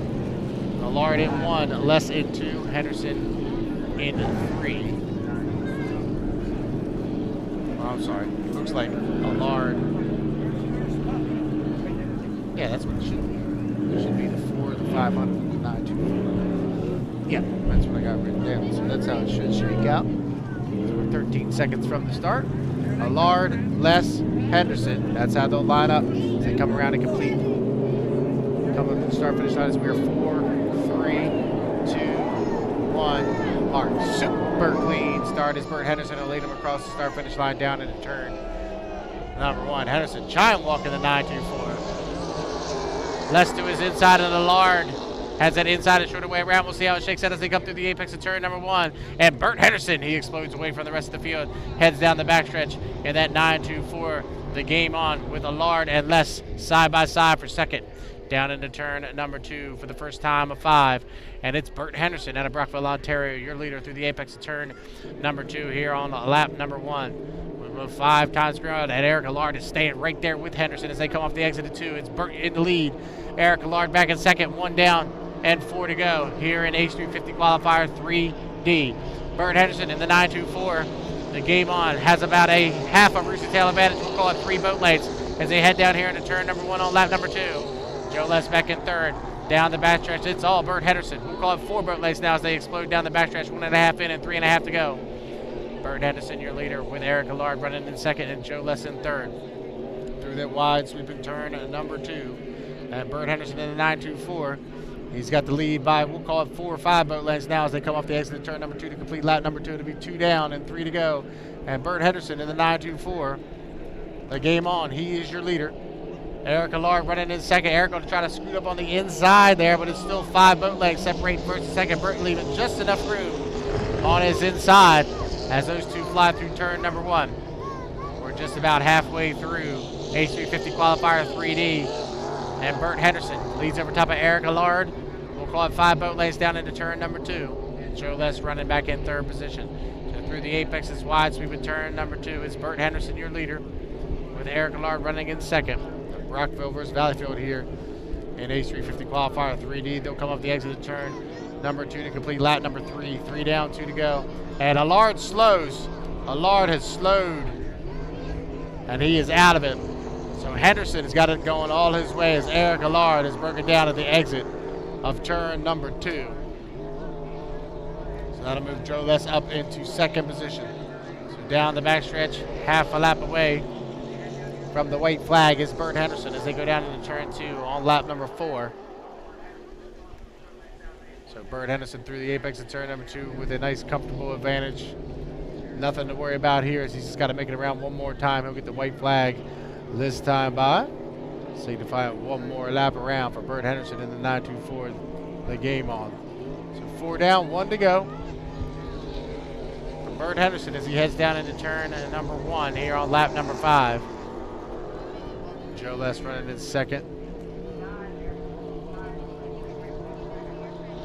So half a lap away from Burt Henderson in the 924, the game on as he heads down into turn number 2.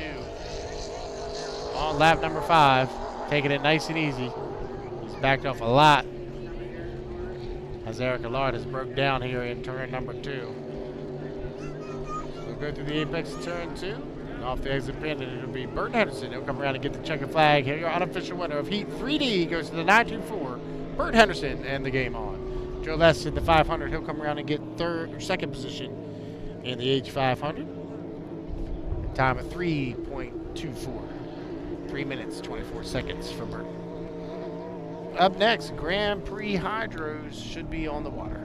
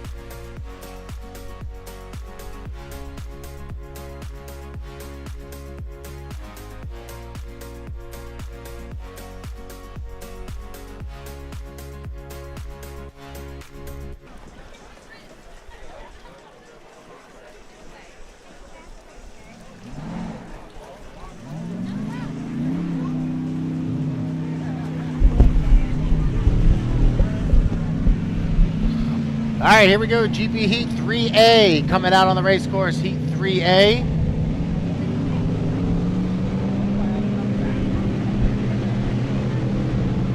This one could be a final.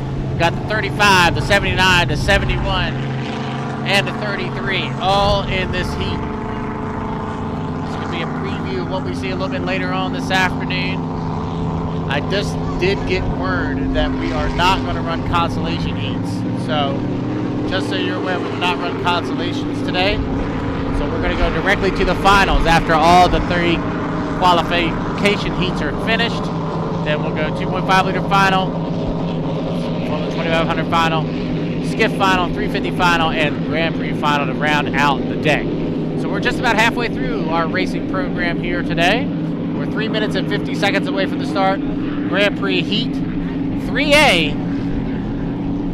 First boat coming across start finish line, the GP 79, Jeff Bernard. He comes to us from Kent, Washington. He drives for Mike Grindell and Jonathan Thompson. And the Reliable Diamond Tools presents GP 79. Bad Influence. Next boat, Andrew Tate in the middle there. In the Wild One, the 71. Drives for Huey Newport Andrews from Wild Lake, Michigan. The boat is inside Brandon Kennedy.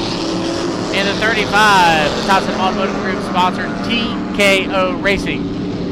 GP 35. And the final boat out of Waverly, New Zealand. They got it fixed. They worked hard last night.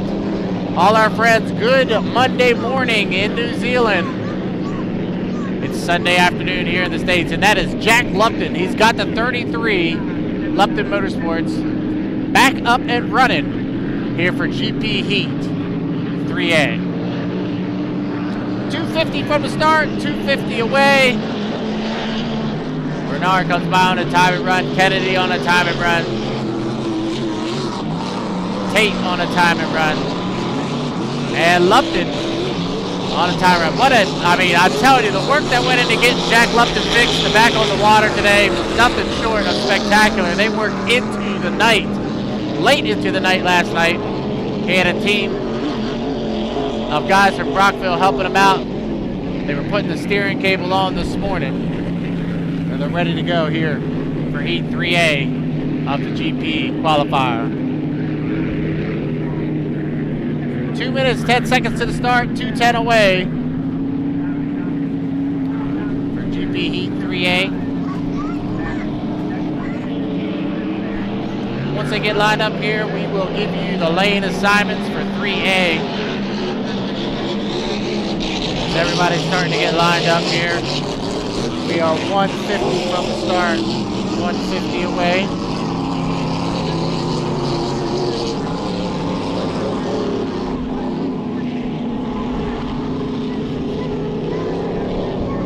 So far this weekend, Andrew Tate's a perfect 2 for 2. Jeff Bernard's got 2 seconds.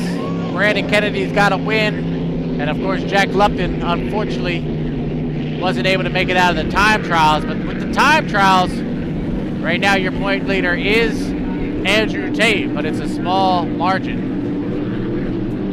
So we are 114 from the start. 114, everybody get lined up and get ready to go around one more time.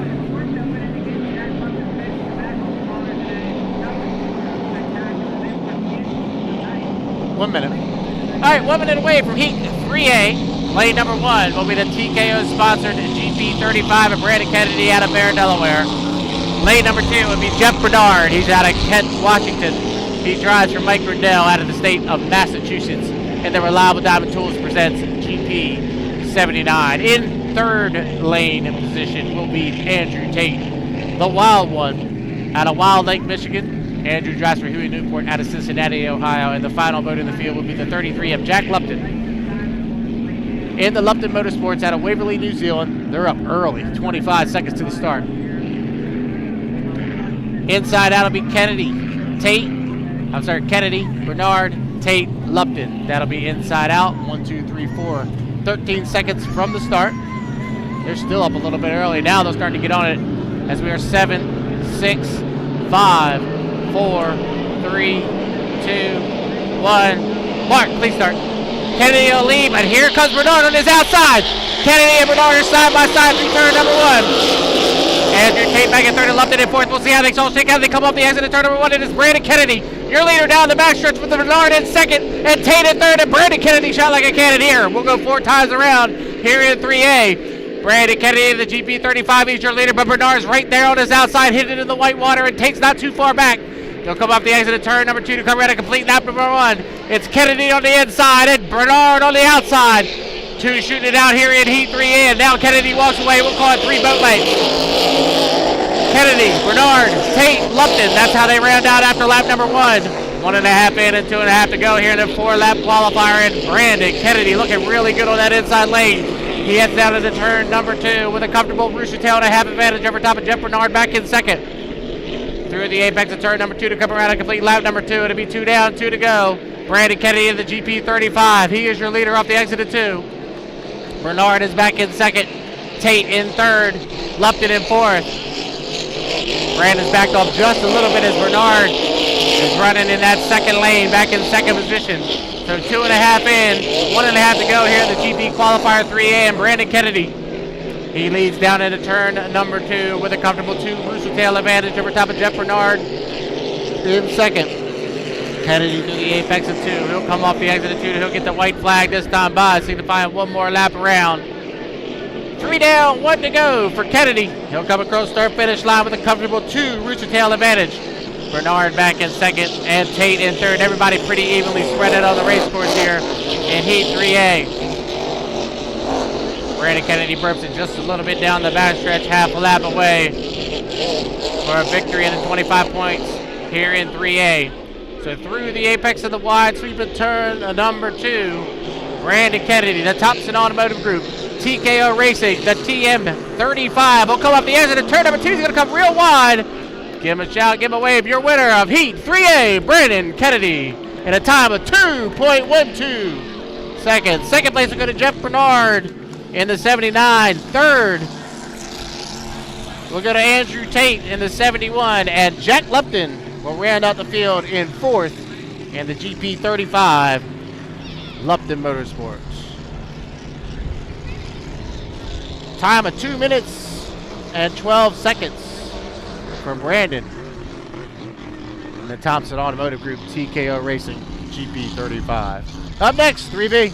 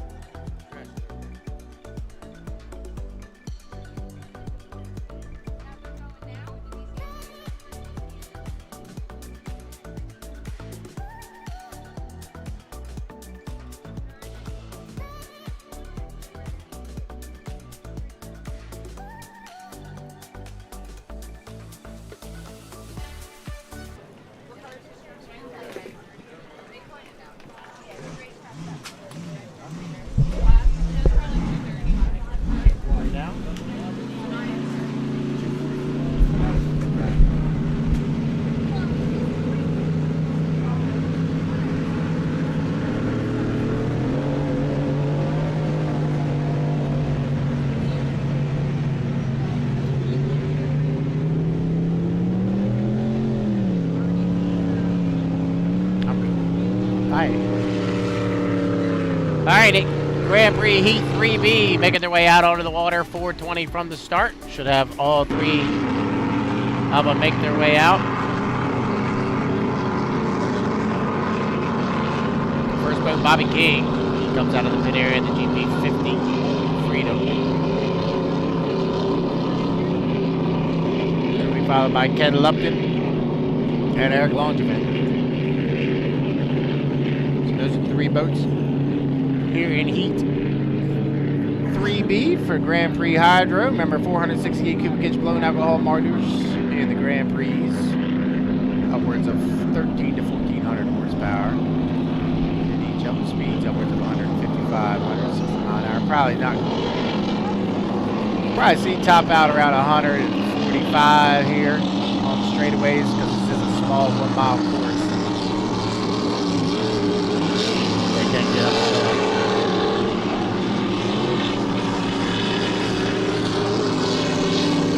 Bobby King has had a pretty good weekend so far in the 50. He comes in. He did have to go back to the pit area, I believe, yesterday. Let me go ahead and get the standings for GP so far this weekend. And he came into this part with only 18 points, so he did not finish earlier in the weekend. The Lucas Oil is 67 points coming into this qualifier and 54 points for the Silco Racing. So this is a very important heat for the 50 because Brandon Kennedy winning the last heat gives him 75 points. He moves into the top spots. He won't have lane 1, but he will be up there. We'll have to get all that straight for you, but it's a very important heat for Bobby King to try to move directly into the final later on today because I think we're going to do a 6-boat final for GP. Could be wrong, they may put all 7 of them out there, but definitely 6. 2:10 from the start, 2:10 away. Bobby King driving the GP50 this season. He's going to share seat time with Ken Brody Jr., who is the normal driver of this boat, but decided to get Bobby in for 2024, and of course Bobby also drives the U12 Graham Trucking, so when Bobby is unable to make it, this isn't a good sign. Nope, I thought he was coming back to the pits, but he did turn left. So when Bobby's unable to make it to the GP events where he's driving the Unlimited, then Ken Brody will drive. This weekend it's Bobby King in the 50.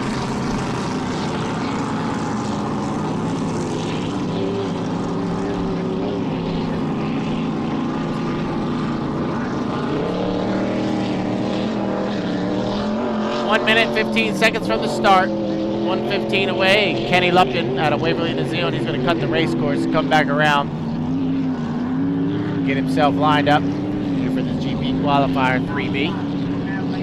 Once we get him out here onto the race course, we'll get him lined up for you. We're under 1 minute to the start. Lane number 1 will be the 50, the Freedom, and Bobby King.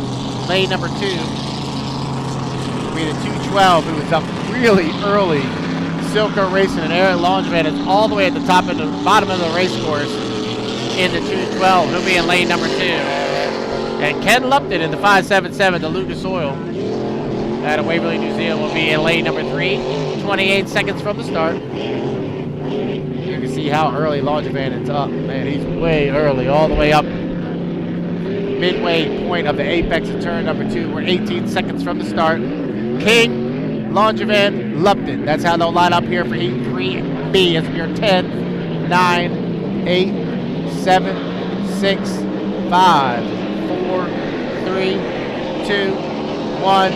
Mark. Ooh, we'll call it clean from here, but it looked like we could have had a gun jumper or 2. King will lead him down to the turn number 1. 1850. He's your leader with Langevin. Has gotten wet in back of us, and that's going to lead it up for Ken Lupton. Ken Lupton moves up into second position, so it's King, Lupton, Langevin. That's how they run on the water as they head down into turn number 2. Here on lap number 1 of 4 at GP qualifier Heat 3B. Bobby King out of Memphis, Michigan. He's your leader with Kenny Lupton right there on his outside. You can see Lupton. He's hidden in the white water as they come around to complete lap number 1. 1 down, 3 to go. The 50, the Freedom, has the lead, but only 3 boat lengths separate first and second.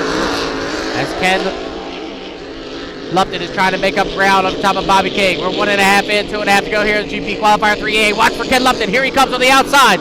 Lupton is chasing down the 50 of Bobby King as they go through the apex of turn number 2. Bobby King, your leader, but Ken Lupton's right there on his outside, and Lupton, he'll come out in front as they come up the exit of turn number 2. King and Lupton side by side for the lead. 2 down and 2 to go, and Lupton now takes advantage down here into turn number 1. And Ken Lupton is your leader in the 577. So this Lucas Oil as they go to the apex of 1. King on the inside and Lupton on the outside, and Lupton accelerates down the backstretch by 2 boat lengths. 2.5 in, 1.5 to go, and Ken Lupton in the 577. He is your leader through the apex of turn number 2. King may have jumped. I am not sure, but we may have jumped 50. Yeah, that's what I thought. So King backed off a little bit. He did jump the gun, so that's why you saw Bobby King back out of it. Once he got word that he jumped the gun, he backs out of it, and it allows Ken Lupton to take over. So Lupton's just got to get it around one more time, and he'll get the 25 points and set himself up for that final later on this afternoon. So down into turn number 2. Good morning in New Zealand. Happy Monday. Your driver, Ken Lupton, will come through the apex of turn number 2, and he will pick up the victory here in Heat 3B from Waverley, New Zealand, the 577. Ken Lupton, your winner of Heat 3B. Second place on the water will go to Bobby King, but we know he jumped the gun, so he will be assessed a penalty. And Eric Longevan will come around and get second place points in the 212, the Silco Racing. So congratulations to the Lupton family. They get a victory here in Heat 3B, and that should set Kenny up pretty good for the final later on this afternoon. And once we get that, we will let you know how the final shakes out. I believe we'll have a 6-boat final here this afternoon. 5 on the front line and 1 trailer, but we'll let you know who that is here in just a few. Up next, Jersey Speed Skiff Qualifier 3A. They'll be coming out next.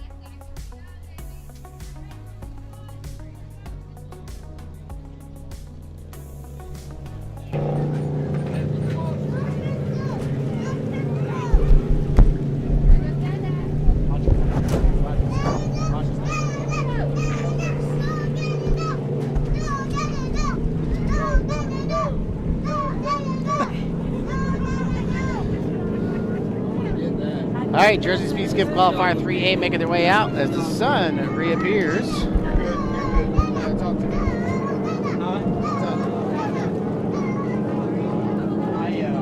was so frustrated. I talked to them, they come in after the boat. It's boat upside down. The guy comes in and says, "We got a problem.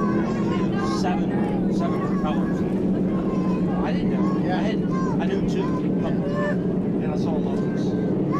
So we started. Jonathan came up and did let's go take a ride. Go down there and look. And they came back and had GoPro film, so we knew we were very close to where they needed to be. I mean, you saw it. We had all those boats out there. Bobby had side sonar on. Yeah. He's got his sonar on. Cooter then starts doing donuts. You know, with his boat up, you know, and motor down. All it's like rubbing the whole thing, you know, all around all the things. So we agreed that my time was at 2 o'clock. We said we looked for one. If we didn't find anything, kind of evaluate. Everybody was all on the same page. As it sent people out and risk tearing something up. Back in, they met. Apparently, the prop guy, they got here from Canada this much. They really good. So they hit a damn thing. They were all right there. Oh, yeah? And they've been shaved.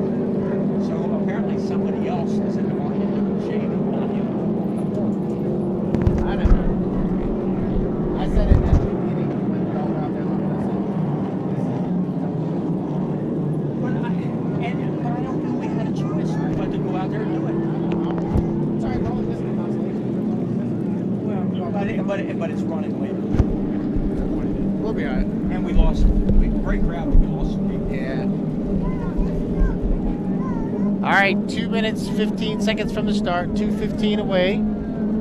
Jersey Speed Skiff Heat 3A. All 8 of them should make the call here. It's been a pretty good weekend so far for Jersey Speed Skiff racing. 45's back out, good to see. Max and Sam Awancio back out on the race course. I know they had a mechanical issue after Edgewood last weekend. Taylor Barr in the 719, he had a victory yesterday, had the inside lane in Heat 2B, was able to, or 2A, was able to get the victory in Heat 2.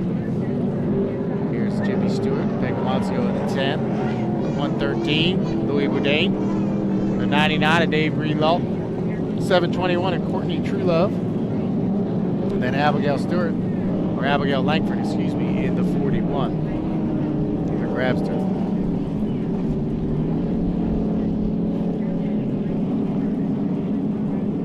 Tom, see Pat come out. Tom Baggerduty, I know, was going to try a new prop today, but he might have left it on the trailer because I do not see him out on the race course.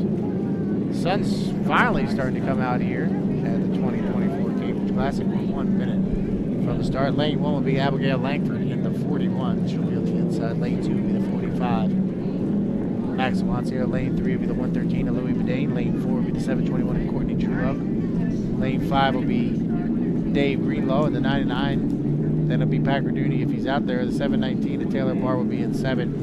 And Jimmy Stewart will be up on the way outside the JS10. The Up and Giminies with 34 seconds to the start.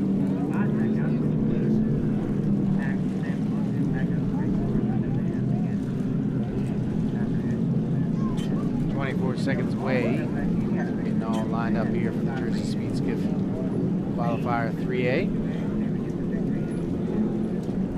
They're up a little bit early, to be honest with you. We are now 10, 9, 8, 7, 6, 5, 4, 3, 2, 1. Mark, we definitely know we got one gun jumper. Abigail Langford was way early on the rest of the field. She heads down here into turn number 1. But your leaders on the inside will be Max Awancio and Dave Greenlaw as they all head down here into turn 1 on lap number 1. We'll go 4 times around here in the Jersey Speed Skiff Qualifier. And Max Awancio hooks up on the inside in the JS45.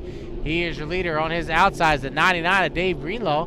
The 113 running back in third is Louis Bourdain.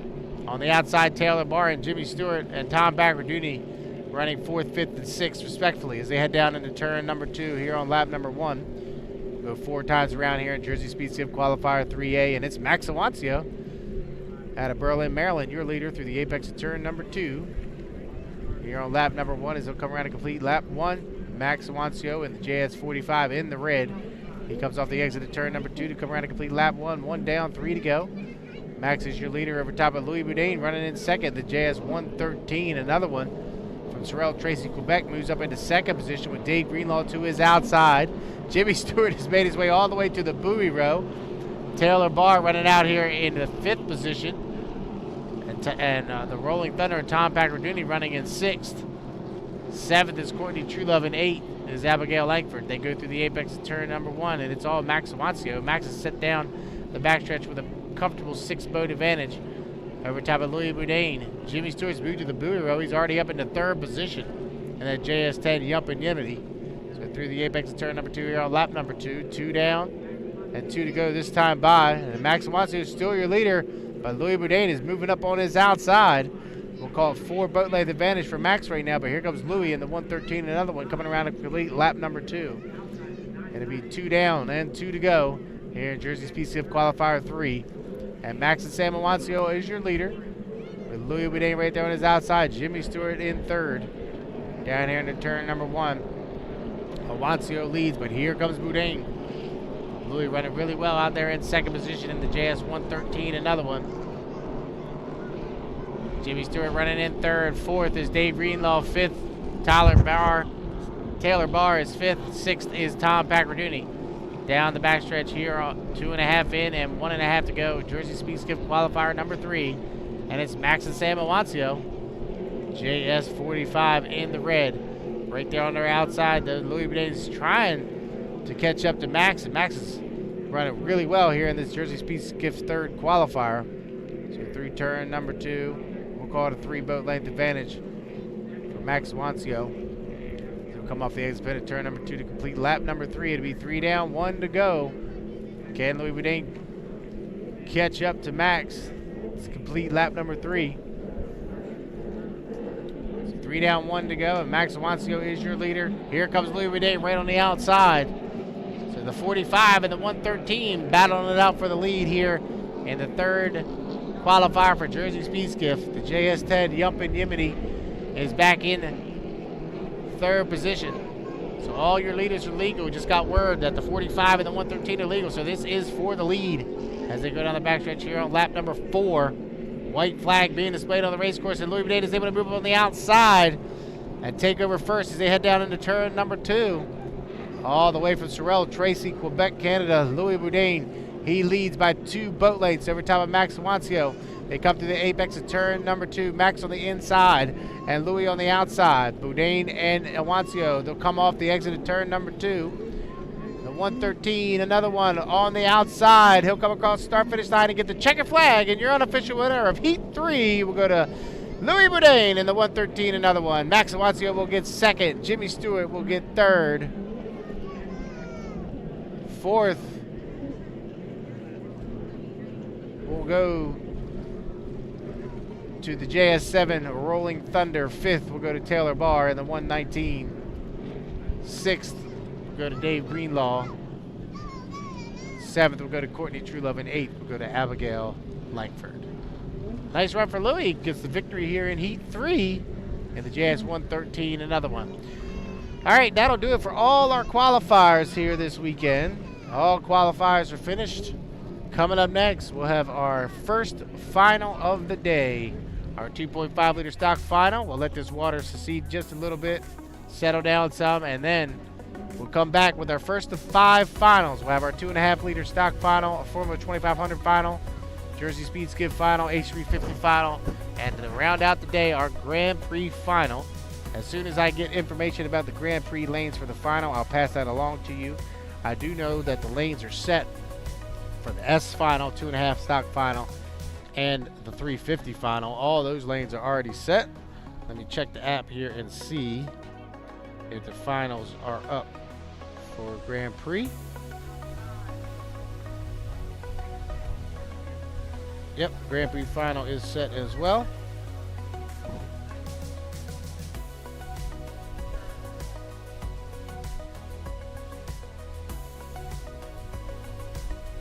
Yeah, no, go.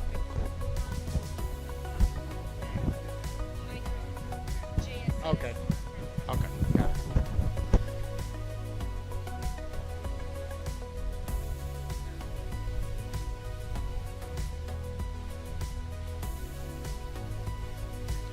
Okay, so we do have all the finals.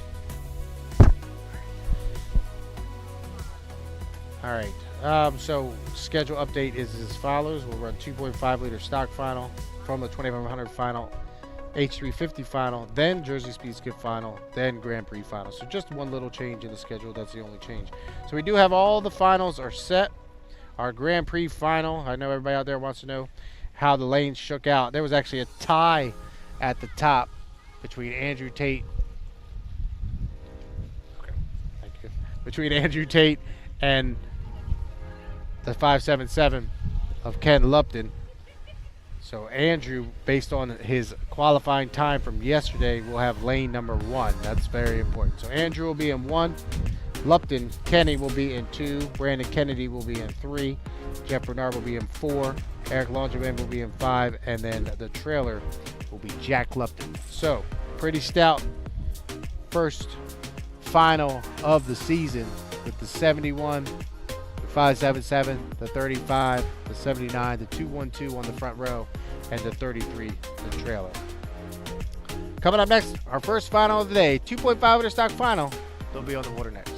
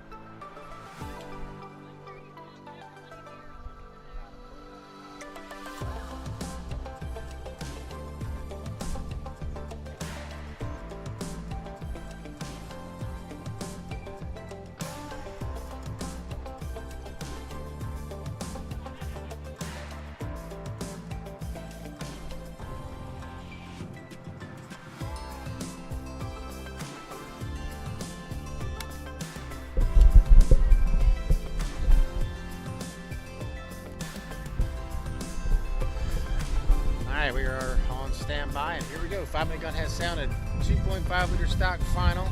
First final of the afternoon. We got 8 of them making their way out of the pit area. 2.5 liter stock final. First of 5 finals. Once the boats come out, we will introduce them to you here for first final of the afternoon. 8 boats. 2.5 liter stock final.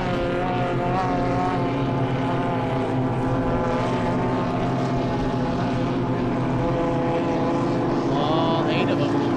1, 2, 3, 4, 5, 6, 7, 8. All 8 have made the call. They come around for the first time. We'll introduce them to you. Remember, 2.5 liter stocks. Beginning class here in HRL. Most of the drivers here are either less experienced or, in the case of Derek Anderson, just getting back in a boat after many years off. This is the starter class. If you finish in the top 3 here this season, you will advance to the Formula 2500 class, which is the step up. First boat going by is Matthews Chasson in the 57. He's the son of Patrick Hayworth out of Valleyville, Quebec, Canada.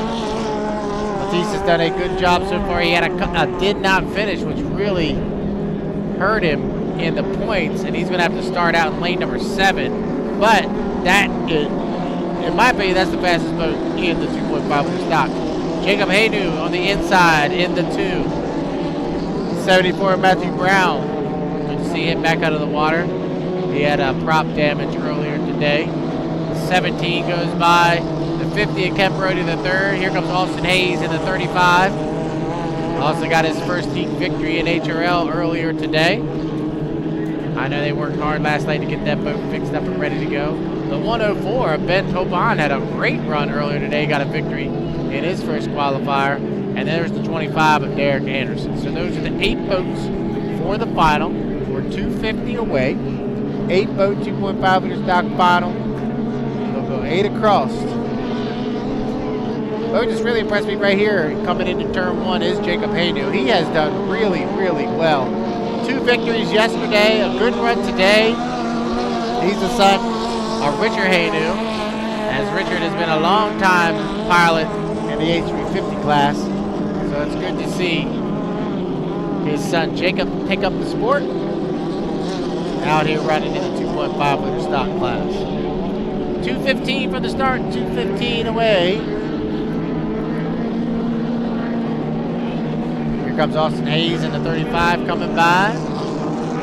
25 of Derek Anderson on the inside, the 104 of Ben Tuppen on the outside. Benoit Tuppen. And I am probably slaughtering his name. I apologize. Benoit.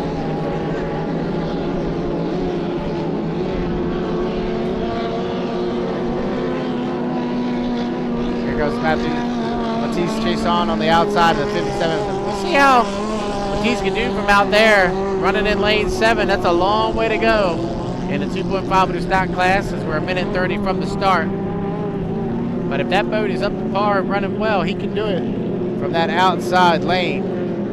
I've seen that boat be really, really fast last season in this 2.5 liter stock class. So everybody's starting to get lined up. We're a minute 14 away from the start. Lane number 1 will be the S2.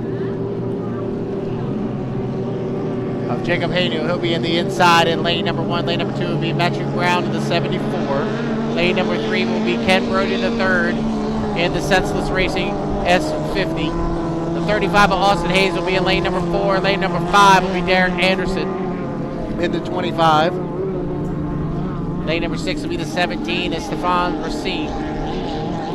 Matisse Chasson will be in lane number 7, and Benoit Topin will be on the outside in lane number 8. We are 35 seconds from the start. Everybody's up just a little bit early. Inside out.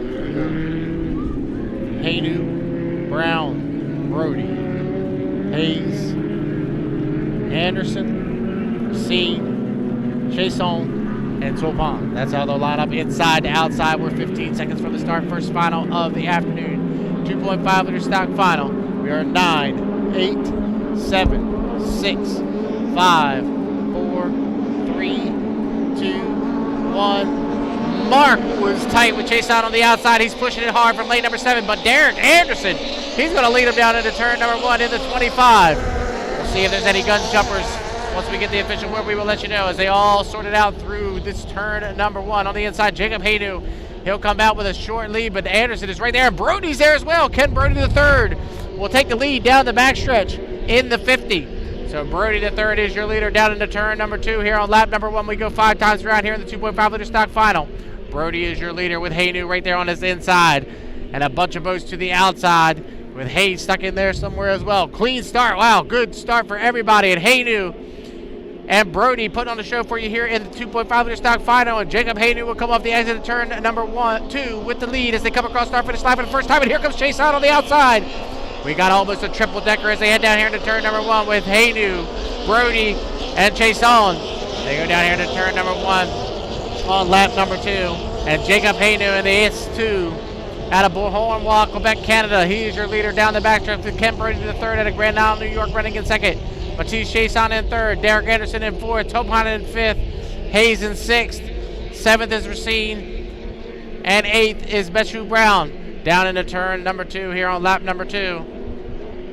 It is still Jacob Haynu in the S2. Your leader through the apex of turn number 2 with a comfortable, we'll call it 1 rooster tail advantage, and come around and complete lap number 2, 2 down and 3 to go. And Jacob Haynu in the S2, he is your leader across start finish line for the second time. And right there on his outside is Ken Brody the third, and here comes Matisse Chason running back in third position. So Haynu, Brody, Chason, your top 3 here on lap number 4. Look at the ground that the 104 has made up all the way up to 4th position for Benoit Taupin. Derek Anderson in 5th, Hayes in 6th, 7th is Racine, and 8th is Beshu Brown. Halfway through this 2.5 liter stock final, and it's Jacob Haynu, a rooster tail and a half advantage over top of Ken Brody the third. It looks like Matisse Chason has moved to the inside in the buoy row, running back there in third position. Come around to complete lap number 3, 3 down and 2 to go. And Jacob Haynu, he has the lead across start finish line here on lap number 2. And Chason has moved to the inside of Brody.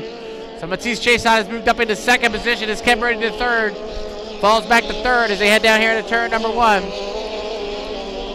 Haynu off the exit of turn number 1. We'll call it a rooster tail and a half advantage. Can he hold off Matisse Chason, who's made up a lot of ground? The kid started in lane number 7. He's already up to second position.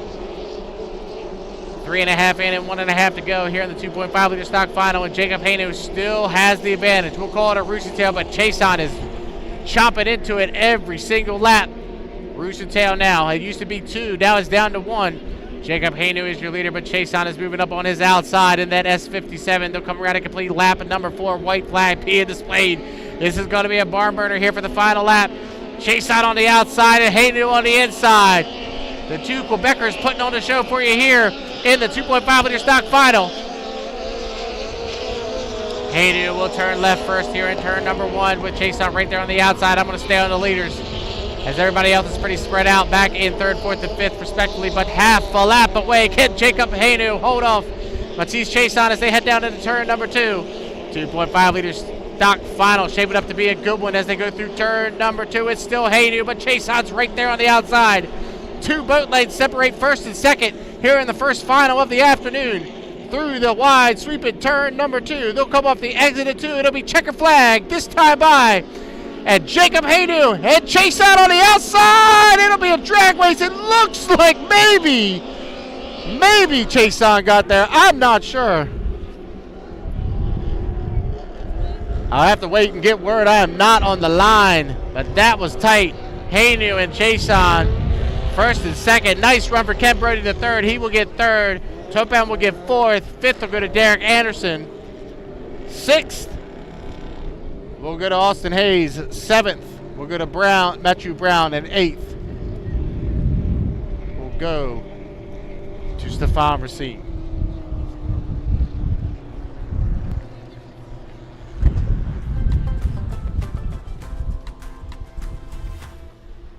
All right, we'll wait to see who the winner was of that final.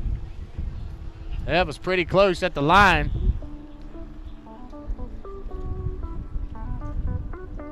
They had to go to the photo finish.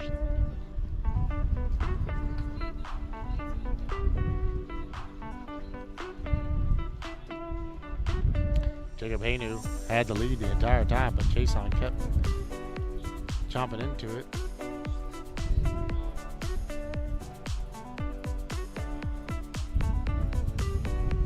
We're still waiting for the official word from start finish line.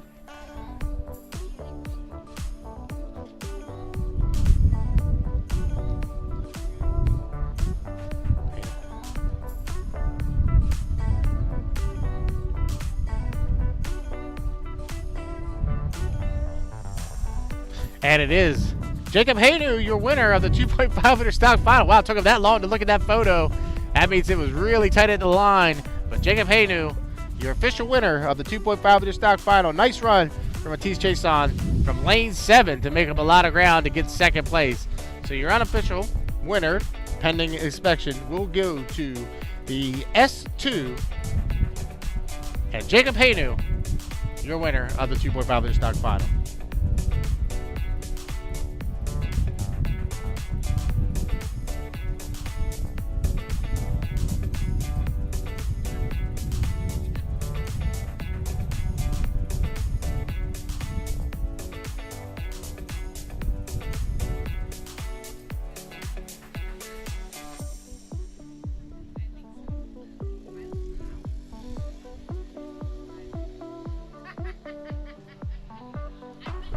Up next will be our Formula 2500 final.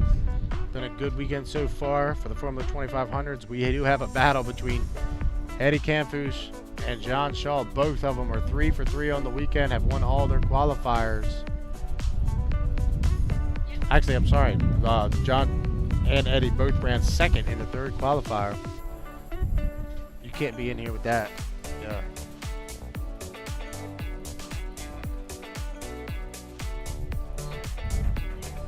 So they actually tied at the top, did Eddie and John.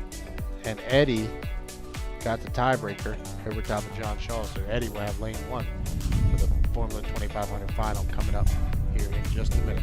They'll be on the water in just a few. Stick around.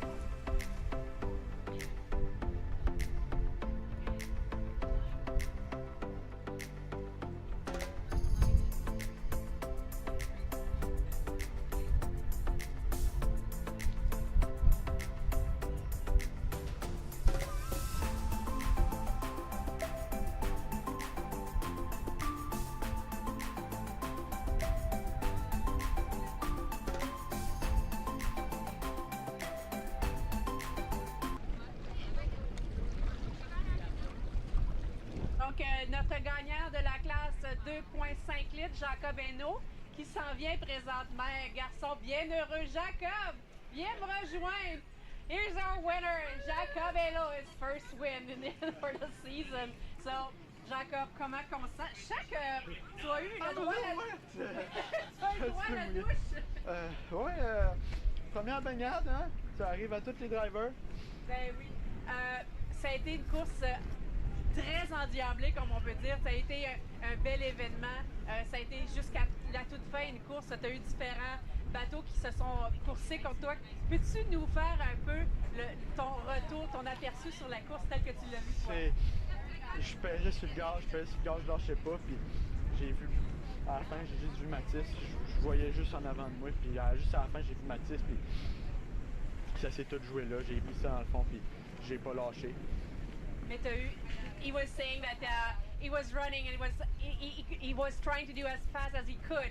At the end, he saw Mathis coming at him, but he was like, I need to have it. I have to push it down. So foot to the pedal and to the floor, and there he won.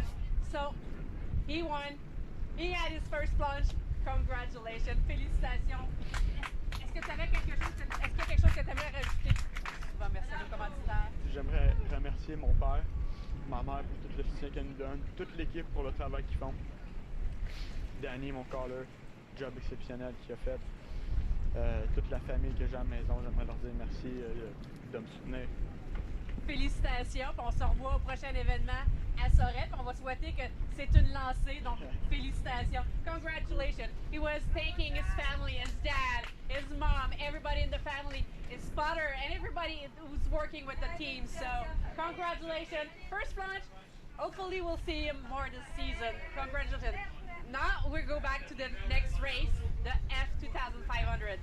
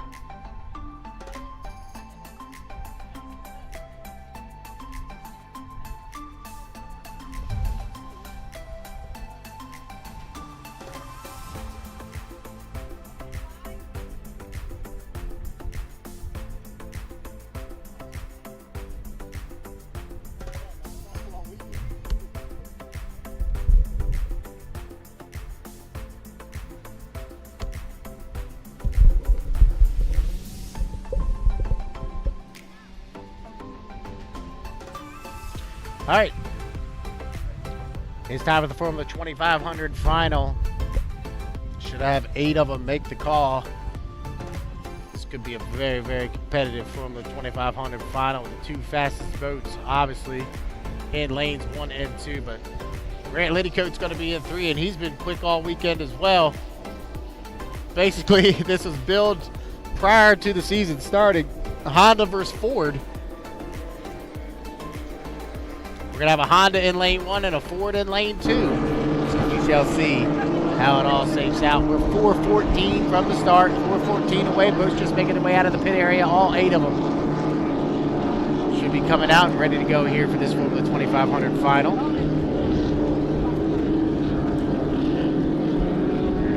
Just a reminder, back at home, we'll have the Formula 2500 final. That'll be followed by the H350 final, the Skiff final, and then we'll round out the day just about an hour from now, probably, with the Grand Prix Hydro Final. First boat by, Kevin Smith out of Peabody, Massachusetts, in the 26. The Dreamweaver comes by. Here's Eddie Kempfusch in the 500. Setsless 16. Here's John Shaw, the 92, your defending national high point champion in the F92, and your Cambridge Classic winner last season. Grant Liddycoat in the 97. Also a defending champion. He's the one that stepped up from 2.5 liter for the 2500. Alex Leduc in the 88. Samuel Tremblay in the 113, another one. To his inside, Tommy Shannon in the 4, the Valleyfield Auto Parts F4. And the final boat coming off of turn 2 should be Owen Henderson.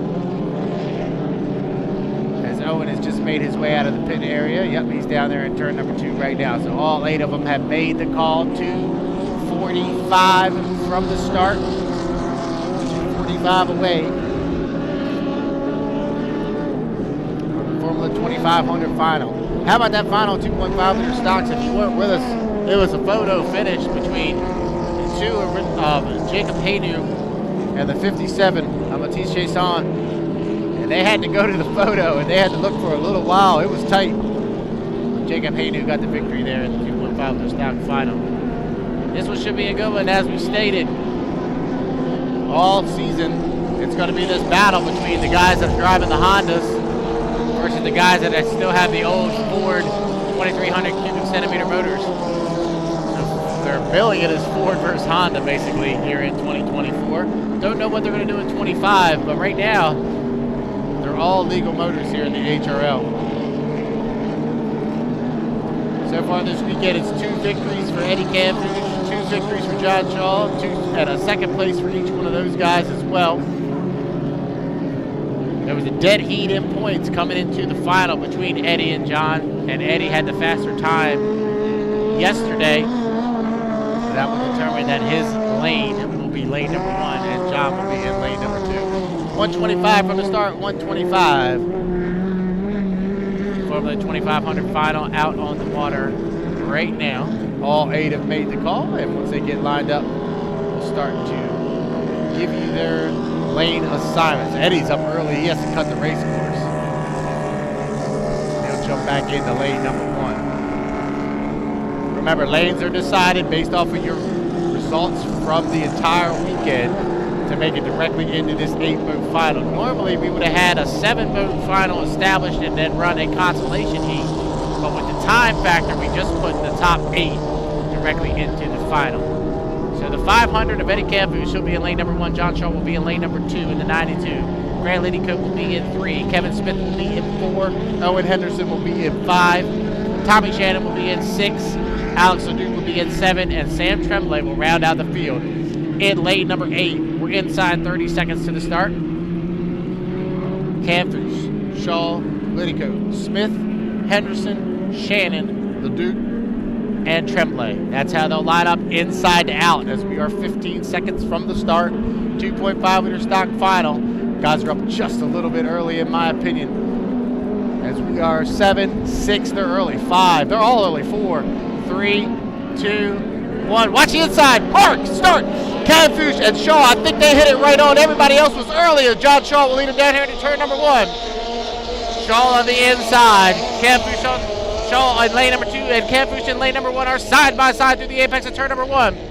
Down the backstretch we go, and it's Eddie and John. They are side by side. You can throw a blanket over them for first and second. Third position, Tommy Shannon is moved up into third over top of Grant Liddycoat, but I'm going to go back to the leaders. Eddie Camfush on the inside and John Shaw on the outside. Battling out here in the Formula 2500 final. Is the Honda better, or is the Ford still the reliable motor as they go through the apex of turn number 2? Come around and complete lap number 1. Camfush on the inside and Shaw on the outside. Eddie's got the advantage right now. I'll have to wait and see if there are any gun jumpers. They come across start finish line to complete lap number 1. 1 down and 4 to go. And Eddie's got the lead. 2 boat lanes separate first and second. Oh, John tried to go through the tail. And that is going to outdo him, man. I don't know. That was a lot of water that went on the bow of that 92 Tenacity as they go through the apex of turn number 1. John's gone to the buoy road. So Camfush leads by a rooster tail. Shaw back in second. How about this nice run for Grant Liddycoat in third. Tommy Shannon in fourth. Fifth is Samuel Tremblay. Sixth is Smith. They'll go down into turn number 2, and Eddie Camfush, the F500 out of Grand Island, New York, in the senseless 16. He'll come off the exit pin looking to complete lap number 2. 2 down and 3 to go here in the Formula 2500 final. Camfush leads. John Shaw has moved back out trying to find some good water to run in, but Camfush is walking away now. 2 full rooster tail advantage over top of the F92 Tenacity. Third position is Grant Liddycoat. Liddycoat has made up a lot of ground on the leaders. He's moved up into third place. Tremblay has moved into fourth. Fifth is Tommy Shannon. 6 is Kevin Smith. 7 is Owen Henderson. Down the backstretch halfway through the Formula 2500 final, and it's all Eddie Camfush. He's 2 full rooster tails on top of John Shaw, running back in second. We saw there at the beginning of lap number 2, John got really wet, and that allowed Eddie to open up the lead here to come around and complete lap number 3. 3 down and 2 to go. I'm still waiting to see if there's any gun jumpers. I know the guys on the outside were early. We'll have to wait and see, but I think the 2 on the inside were legal. Camfush leads. Over top of Shaw back in second. Third is Grant Liddycoat. Sam Tremblay is making up a lot of ground in that 113. Another one as he's moved up into fourth. We did have 3 gun jumpers. The 4, the 113, and the 88 all jumped the gun. So everybody in the top 3 are legal. Camfush and Shaw and Liddycoat are legal. They head down here into turn number 2 on lap number 4. It'll be white flag this time by as they come around and complete lap 4. Eddie Camfush has opened it up by 2.5 to 3 rooster tails now as they go down the front stretch for the 4th time out of 5. White flag being displayed. Eddie Campus, your leader. Now Honda Power out of Grand Island, New York, running really well here. That F500. John Shaw back in second. Battle position for third between the 97 and the 113, but we know the 113 jumped the gun, so Grant should be being told that by his spotter that he jumped the gun, so he doesn't have to worry about Tremblay. But down into turn number 2 for the 5th and final time. Through the apex of turn number 2, Eddie Campus coming around to look for the checker flag this time by. He is checked out on the rest of the field, and off the exit of 2. The F500, Eddie Campus at a Grand Island, New York. He'll be your unofficial winner of the Formula 2500 Final, Eddie Campus. Second, we'll go to John Shaw in the 92. Third, it looks like Grant Liddycote will hold on to third position. Tremblay will roll back to 4th. 5th position, we'll go to the 4, Tommy Shannon. 6th, we'll go to Kevin Smith. 7th, we'll go to Owen Henderson. And Alex LeDuc will round out the field in 8th. I'll be honest, it was pretty tight there at the start, but we did get the official word that there were 3 gun jumpers. Guys farther to the outside jumped the gun. So the 2 on the inside, Campus and Shaw, were legal at the start. There on the beginning of lap number 2. It did get a little wet, did John Shaw? We'll have to wait and see. We're not going to speculate to any calls, but we'll wait and see. And once we get the official word from the judges stand. But unofficially, the 500, Eddie Campus, your winner of the Formula 2500 Final.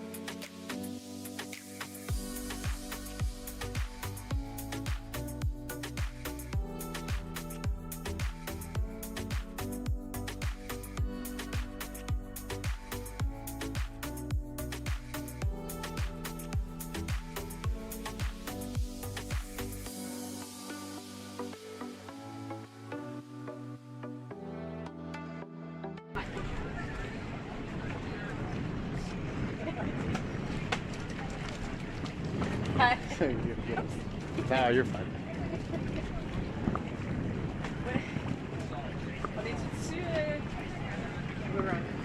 All right, here comes Eddie Camfush, your winner of the Formula 2500 Final. He's making his way over here for the interview. Notre gagnant en Formule 2500, Eddie Camfush.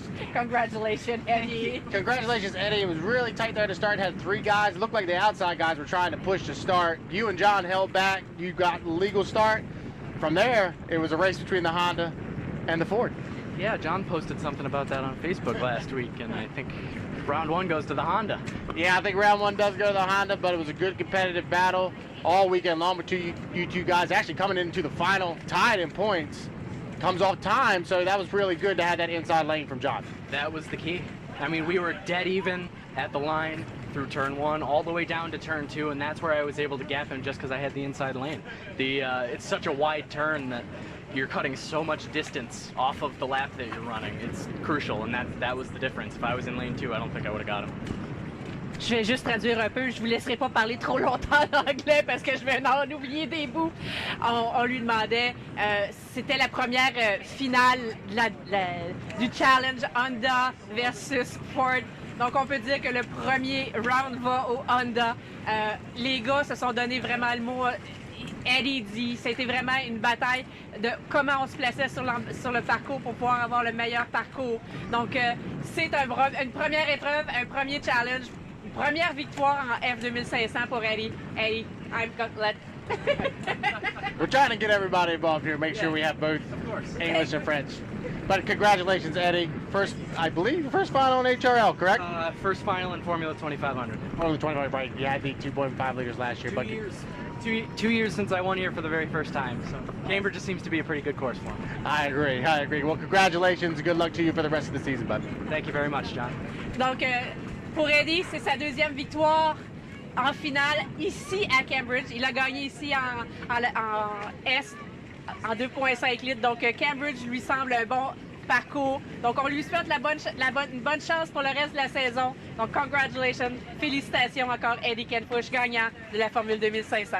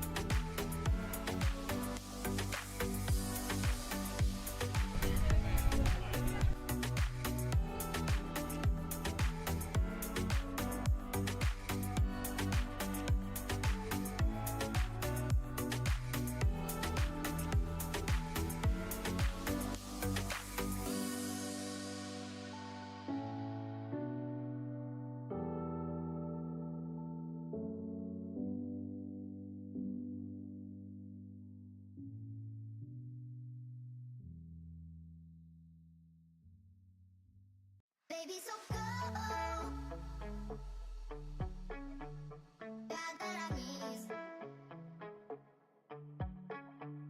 Baby, so go.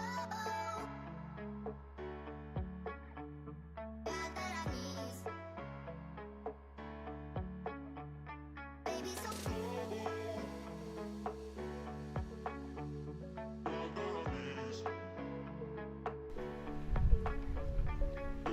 go.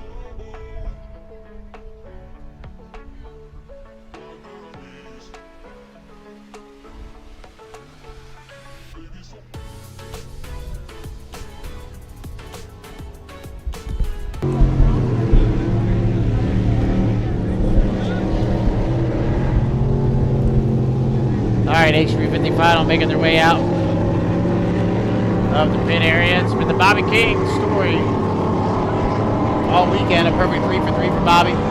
Coming into the final in that 242 LDC construction. So he'll have lane number 1 here for the final. And if I'm a betting man, I would probably say Bobby's at about a minus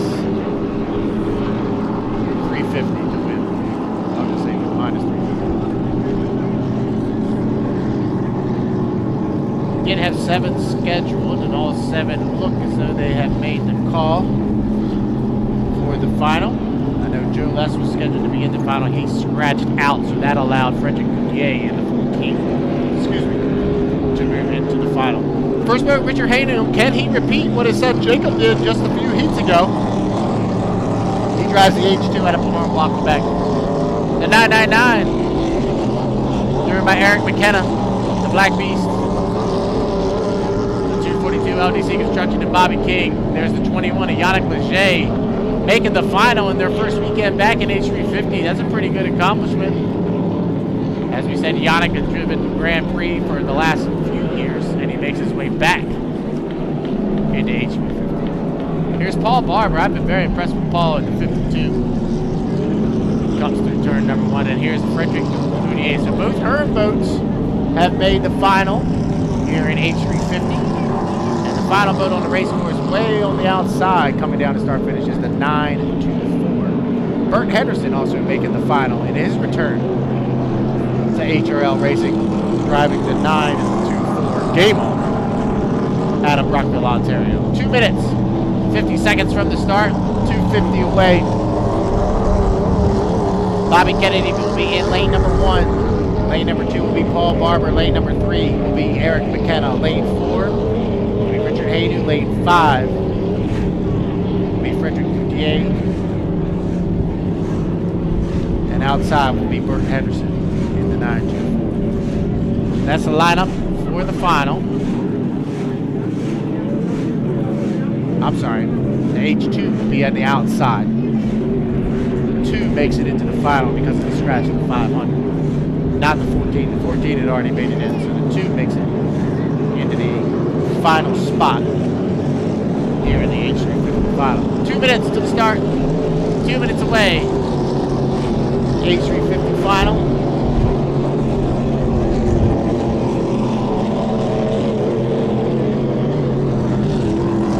Everybody going through the 5-minute warm-up period, getting themselves positioned on the race course. Final. Had 20 H350s to start the weekend. We're down to the top 7. Here in our 3rd final of the afternoon. 127 to the start. Everybody will come around one more time as the lanes are determined based off of the score of the points accrued throughout the weekend. Bobby King, a perfect 3 for 3 so far. And that 242 LDC Construction, 110 from the start, 110 away.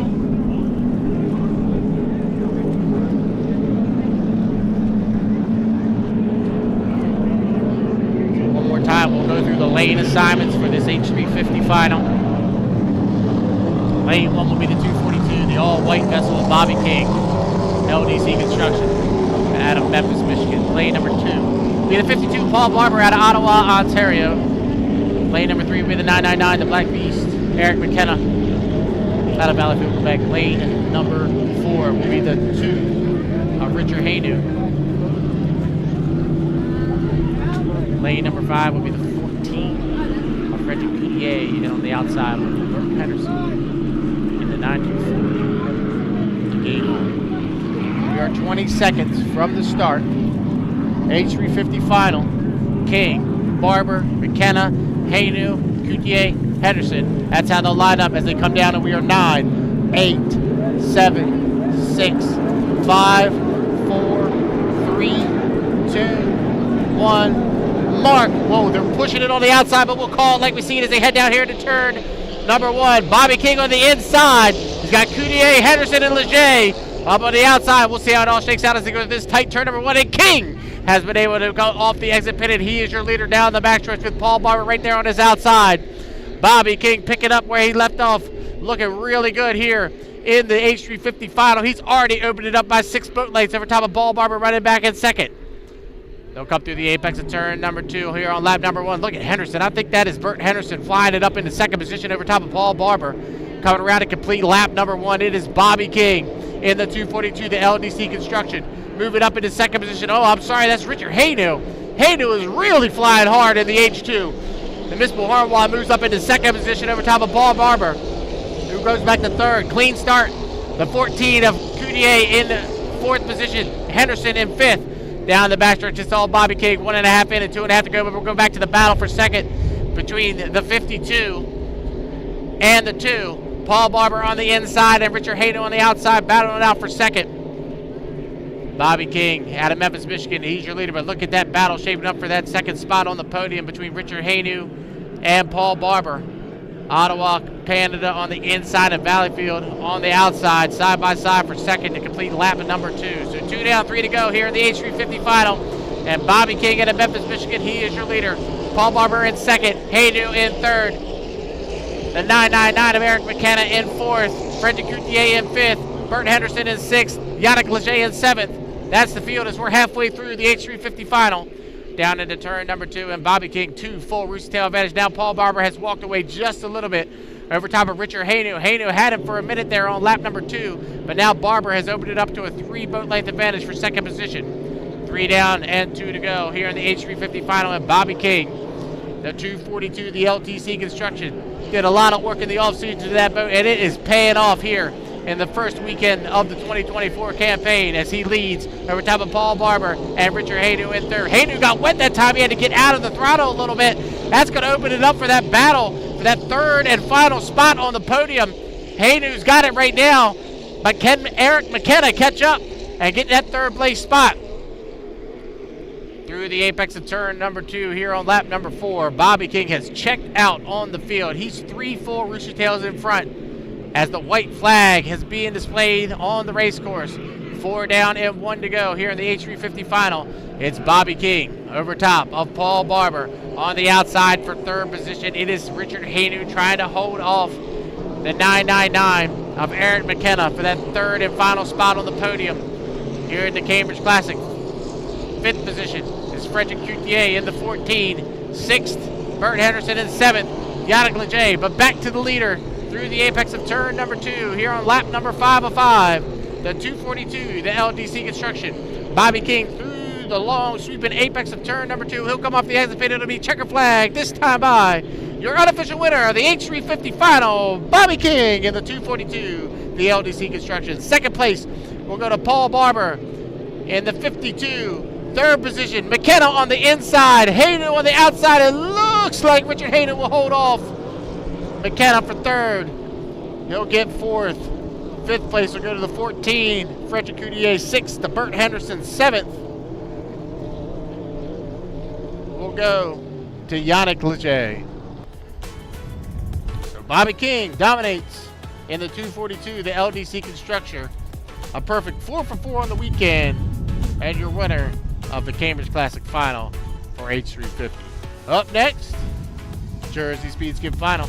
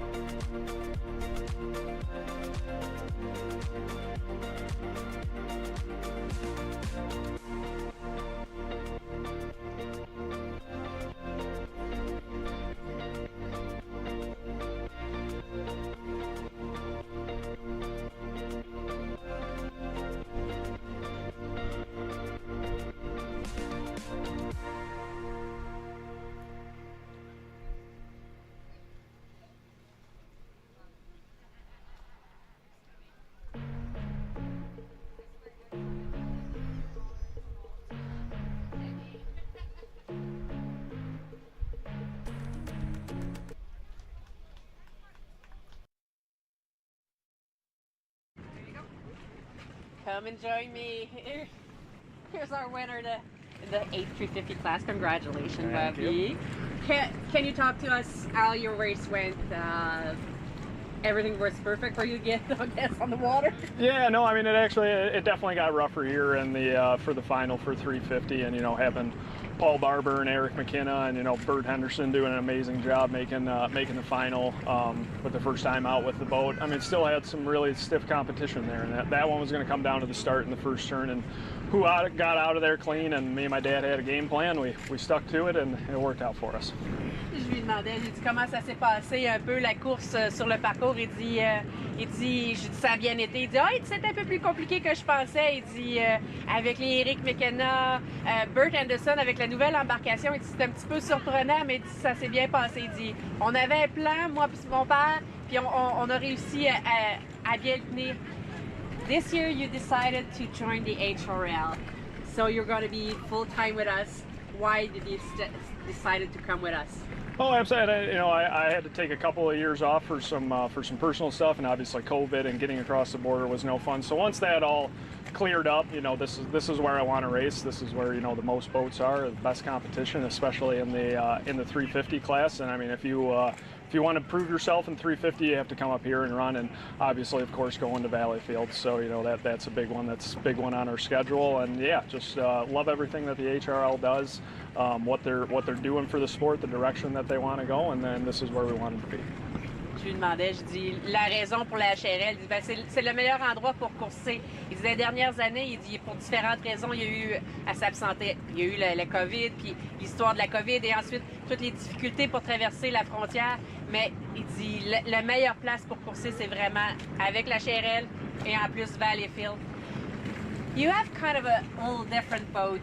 Did you work on your boat in the last winter, or did you make any change from last year? Oh yeah, we made a lot of changes. We kind of ripped the whole thing apart again, and not started over, but we did. We looked a lot at aerodynamics this year, and just making it's especially in 350, it's all about boat ride. It's boat ride and balance, and it's a stock class for a reason. These engines are all very, very similar, but it's going to come down to boat ride, and that's what we focused on, and just getting more comfortable in the boat. We changed the leading edges, added some stuff to the sponsons, changed the wing. We had a lot of stuff going on. I can't thank my dad and Tommy Alfano enough for all the hours in the shop this winter. And then along with LDC Construction, their continued support, Roger Mahan and that horsepower that he puts in that thing is just it's incredible. And when you put all the pieces together, that's the end result. Je lui demandais, j'ai dit, t'as quand même eu une embarcation qui était performante dans les dernières années. J'ai dit, avez-vous fait des modifications? Il dit, oui, on a travaillé beaucoup sur l'aérodynamisme du bateau pour s'assurer que tout fonctionne, tout soit au optimum. Il dit, on a travaillé sur différentes parties du bateau. Mais il dit, parce qu'à quelque part, c'est l'endroit où on peut aller gagner de la vitesse. Parce que le moteur, d'une embarcation à l'autre, c'est pas mal la même affaire. On dit que c'est une embarcation qui est stock. Donc, on ne peut pas vraiment modifier les moteurs. Donc, c'est vraiment aux côtés du dynamisme et de l'aérodynamique qu'on peut travailler. Puis, il veut remercier beaucoup son père de l'appuyer là-dedans. Ses commanditaires aussi. Donc, je pense que c'est très important d'être bien entouré quand on fait ce sport-là. Congratulations again, and we'll see you in a couple of weeks in Surrey. Thank you guys for everything. Donc, on se retrouve un peu plus tard pour la prochaine finale, la finale GSS. See you in a few moments for the GSS Final.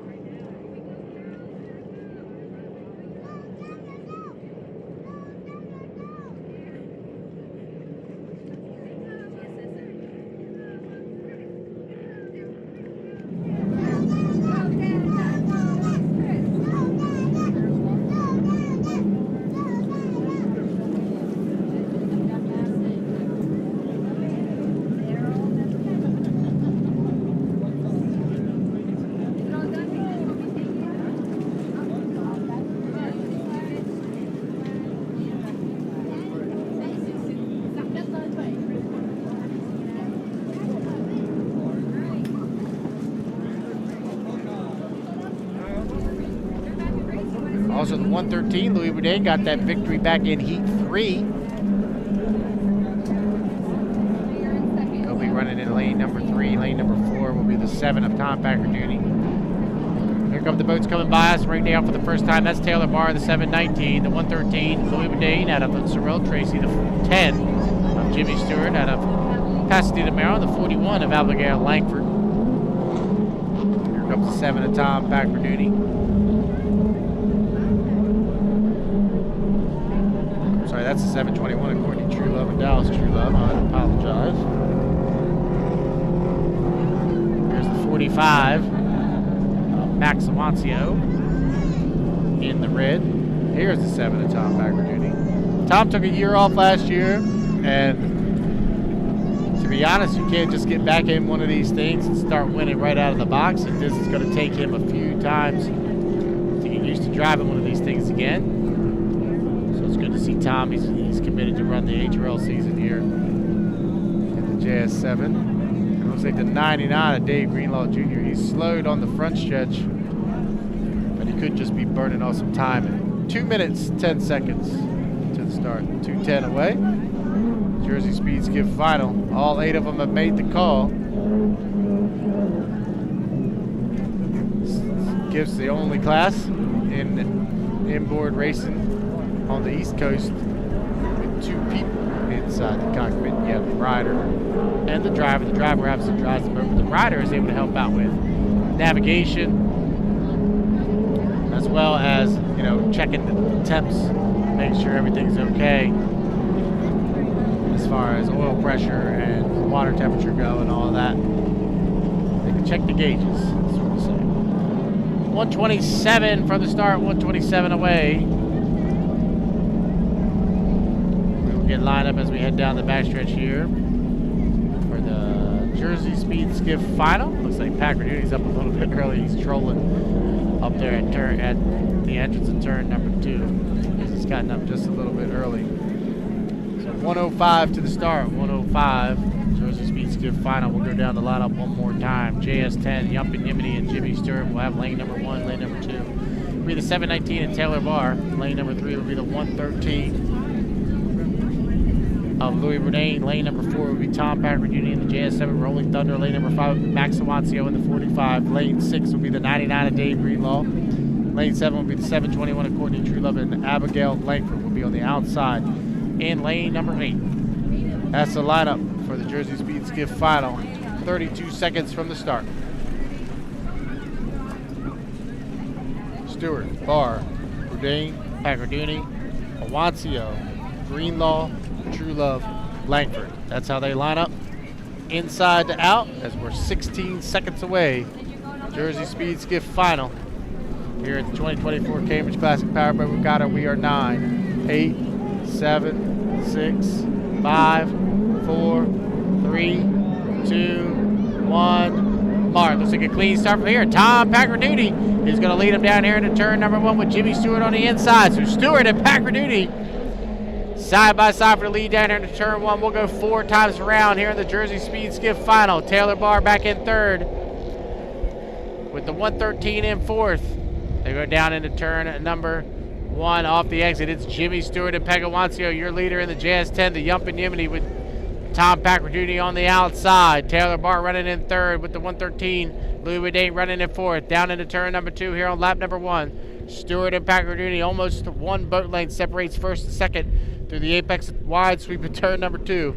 We've seen this show time again here at the Cambridge Classic Powerboat Regatta. Stewart and Packard-Duty side by side for the lead off the exit of 1. We come around to complete lap number 1. The official word was a good, clean start, so everybody was legal. So 1 down, 3 to go here in the Jersey Speed Skiff Final. And it's Jimmy Stewart, your leader, on top of Tom Packard-Duty running in 2nd. The battle right now is for the final spot on the podium between Taylor Barr on the inside and Louis Boudin, who moves up on the outside. Boudin will take over 3rd position with Taylor Barr running back in 4th. Max Awancio in 5th. 6th is Greenlaw in the 99. 7th is Courtney Truelove, and Abigail Langford rounds out the field in 8th. But they go through this top end of the race course, and it's Jimmy Stewart, 1.5 in and 2.5 to go. The Yumpin Yimini with Jimmy and Peg going down into turn number 2. with we'll call it a 3 boat length advantage over top of Tom Packard-Rooney and the Rolling Thunder. The battle still for third between Louis Boudin on the outside and Taylor Barr on the inside. Battery level is There's low. two battling out for third in the final Aircraft position will on the return to the podium. home point Here at the in 10 2024 seconds. Cambridge Classic will come around and complete lap number 2. It'll be 2 down, 2 to go here in the Jersey Speed Skiff Final. Jimmy Stewart is your leader. Tom Packard-Rooney running in second.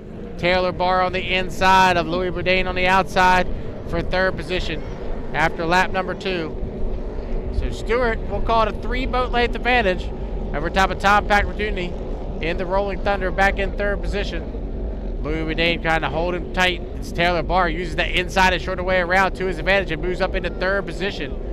Taylor's up into third and Louis back to fourth. Fifth position is Max Awancio. Sixth is Dave Greenlaw. Seventh is Courtney Truelove. And eighth is Abigail Langford. Lap number 3. Down into turn number 2. It's still Jimmy Stewart over top of Tom Packard-Rooney and the JS7 Rolling Thunder. Taylor Barr still holding on to third over top of Louis Boudin, and Louis not giving up on that outside. Taylor running a nice line, trying to hug that buoy row as they come through the apex of turn number 2. It'll be white flag displayed on the race course this time. One more lap around here in the Jersey Speed Skiff Final.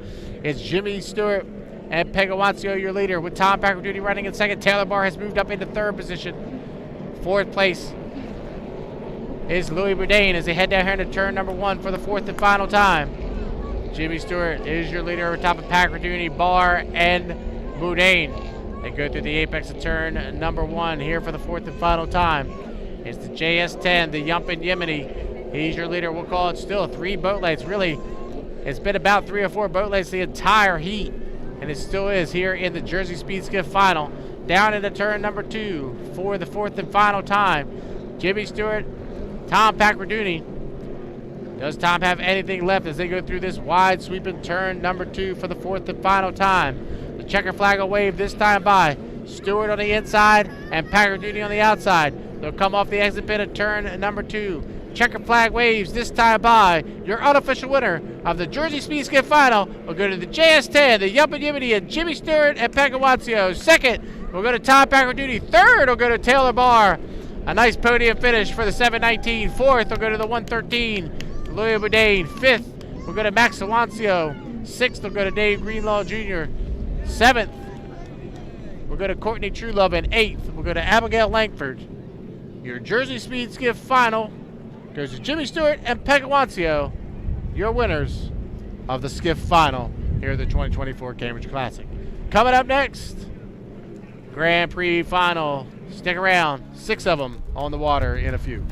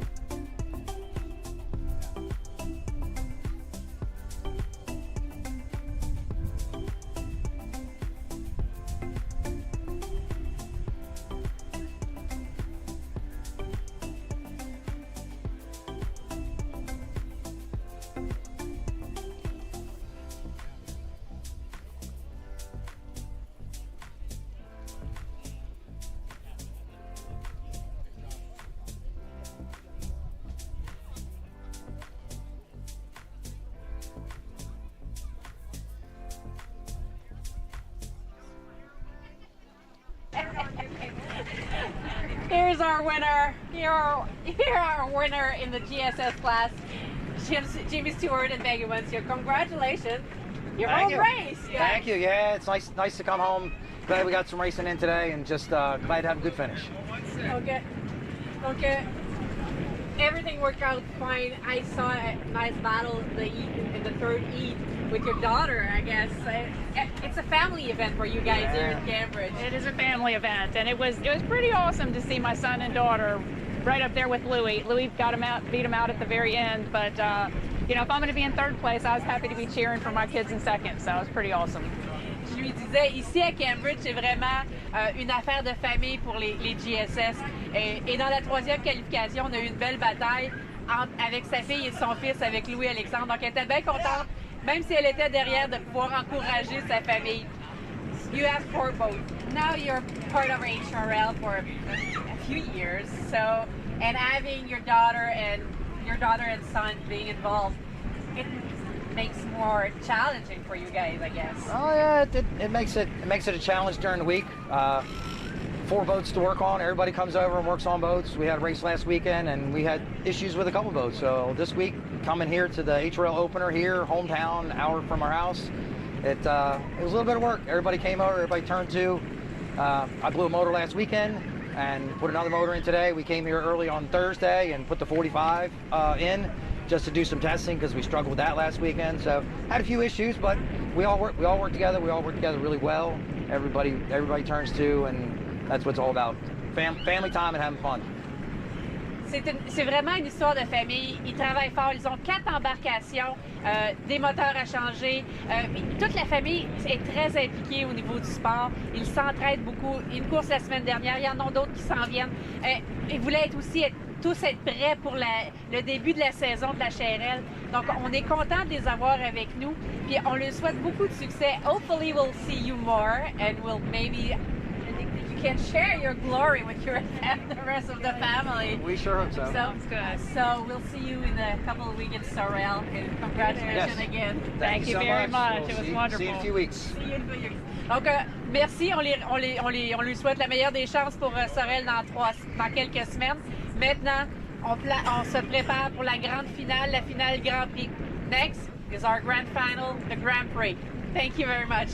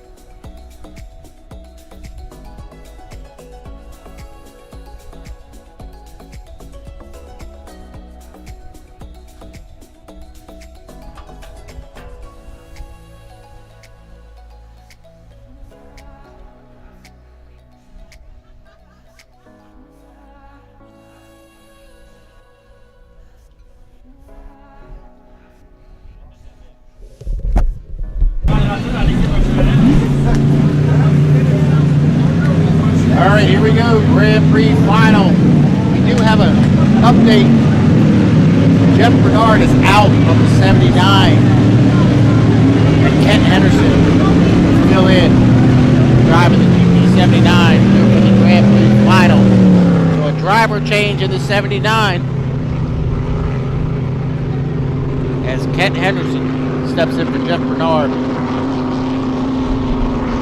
This GP Final. Should have 6 of them make the call. All 6 are already out of the pit area. 4 minutes, 10 seconds to the start. Grand Prix Hydroplane Final. 468 cubic inch blown alcohol motors. They run on methanol. Speeds upwards of 150 miles an hour here on this tight 1 mile race course in Cambridge. It's the final race of the 2024 Cambridge Classic Powerboat Regatta, the 113th edition. And it's the GP Final. First boat coming by onto the outside out of Waverley, New Zealand, the 33 of Jack Lupton. Next boat out of Wild Lake, Michigan, the 71, and Tate. The 212, driven by Eric Longman out of Valleyfield, Quebec. Brandon Kennedy in the 35 out of Barra, Delaware. To his inside, that is the 577, also out of Waverley, New Zealand, and Kenny Lupton. And here's Kent Henderson driving for Jeff Bernard in the GP79, the Bad Influence. All 6 have made the call here for the GP Final. 2:55 to the start, 2:55 away. As we talk all weekend long, lane assignments are based off of the points that you've accrued throughout the weekend, and it came down to the 71 and the 577, and they were tied identically in points. So then it goes to the tiebreaker, which is the fastest heat of the weekend between the two, and that went to Andrew Tate. So Andrew will have lane number 1 here for the GP Final as we are 2:16 away from the start. So let's run down the lane assignments here for the GP Final. Inside lane number 1 will be the 71 of Andrew Tate. Lane number 2 will be the 577 of Ken Lupton. Lane number 3 will be the 35 of Brandon Kennedy. Lane number 4 will be Kent Henderson of the 79. Lane number 5 will be the 212 of Eric Longman.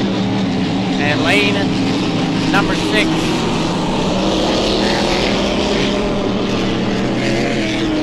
will be Jack Lupton. Now, wait a minute, that could be wrong.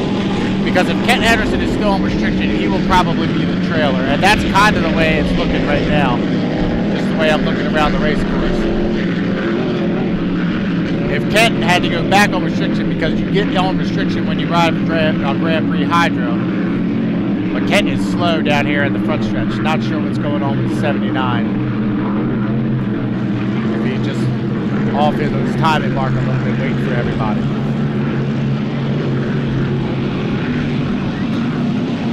All right, we're 1 minute away. 1 minute to the start of the 2024 Cambridge Classic GP Final. They're going to go 6 wide. They're not going to have a trailer. They're going to go 6 wide, so Kent will be out in lane number 6 as he's on restriction. Lane 1 will be the 71, Andrew Tate. Lane 2 will be Ken Lupton in the 577. Lane 3 will be Brandon Kennedy in the 35. Lane number 4 will be the 212, Eric Longevin. Then Jack Lupton, then Kent Henderson. Those are the 6 for the GP Final. We're 23 seconds to the start. Tate, Lupton, Kennedy. 1, 2, 3, inside out. 15 seconds to the start. GP Final here in the 2024 Cambridge Classic Powerboat Regatta. And we are inside 10 as we are 6, 5, 4, 3, 2, 1. Mark Kennedy starts the line first, but here comes Tate on the inside. Kennedy and Tate are side by side down here in the turn number 1. Brandon Kennedy in lane number 3. Andrew Tate on the inside, the 71 wild one. He'll turn left first, then Andrew Tate will be your leader off the exit pit of turn number 1. Down the back stretch to go, but Kennedy is right there. Andrew Tate, your leader, but Kennedy's right on his outside, and Kennedy's there. They are side by side through turn number 2. Brandon Kennedy on the outside and Andrew Tate on the inside. Side by side off the exit of turn number 2 as they come down here to complete lap number 1. 1 down, 3 to go in the GP final. Tate and Kennedy putting on a show here in the GP final. Wow, Andrew Tate is really flying the 71. Tate's on the inside and Kennedy's on the outside. They're side by side through the apex of turn number 1. Tate and Kennedy putting on a show for you here in the GP final. 1.5 minutes, 2.5 to go. Andrew Tate on the inside and Brandon Kennedy on the outside. And he's still right there. And Kennedy takes the lead again through turn number 2.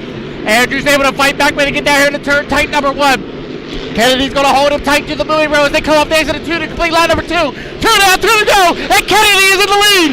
Kennedy down in the turn number 1 here on lap number 3. Andrew Tate, the wild one, is back to second. Third is Ken Lupton, but off the exit of turn number 1, Brandon Kennedy is 2.5 in. 1.5 to go here in the GP final. The 2024 Cambridge Classic GP final is shaping up to be a really good one as they go through the apex of turn number 2 here on lap number 3. They'll come around and complete lap number 3. It'll be 3 down and 1 to go. And Kennedy is your leader off the exit of turn number 2. Andrew Tate on the inside, and Brandon Kennedy is chime walking the 35, the TKO special as they head down here to turn number 1. Kennedy on the outside, Tate on the inside here in the 2024 final for the GPs, and it's Brandon Kennedy half a lap away. Andrew Tate's about 3 boat lengths back. They go down here to turn number 2. Lap traffic in front. Eric Longevin's going to hug the beer road, so Kennedy's going to go to the outside. Kennedy goes to the outside of Eric Longevin. He'll come around turn number 2. He'll be looking for the checker flag this time by, and the TKO sponsored GP 35. Brandon Kennedy, your winner of the GP final. Second will go to Andrew Tate in the 71. Third will go to Ken Lupton in the 577, the Miss Lucas Oil. Fourth will go to the 33, Jack Lupton with a heck of a run from the outside. We'll come around and get 4th. 5th will go to Kenton Henderson. And 6th will go to Eric Longevin. I'm assuming the start was good, but Brandon Kennedy is going to jump up on the cockpit. The brand new TKO Races GP35, and Brandon Kennedy is your winner. He is pumped. Congratulations to those guys. A great run for Kennedy from lane number 3 to make up ground and take the win from Andrew Tate with a time of 2 minutes and 10 seconds. That might be the fastest time of the weekend there in the GP final. 2:10 for your winner, Brandon Kennedy in the Thompson Automotive Group GP35.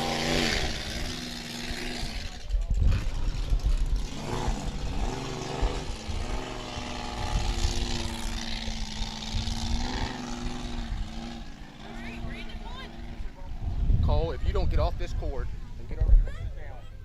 Trying to get on the cord.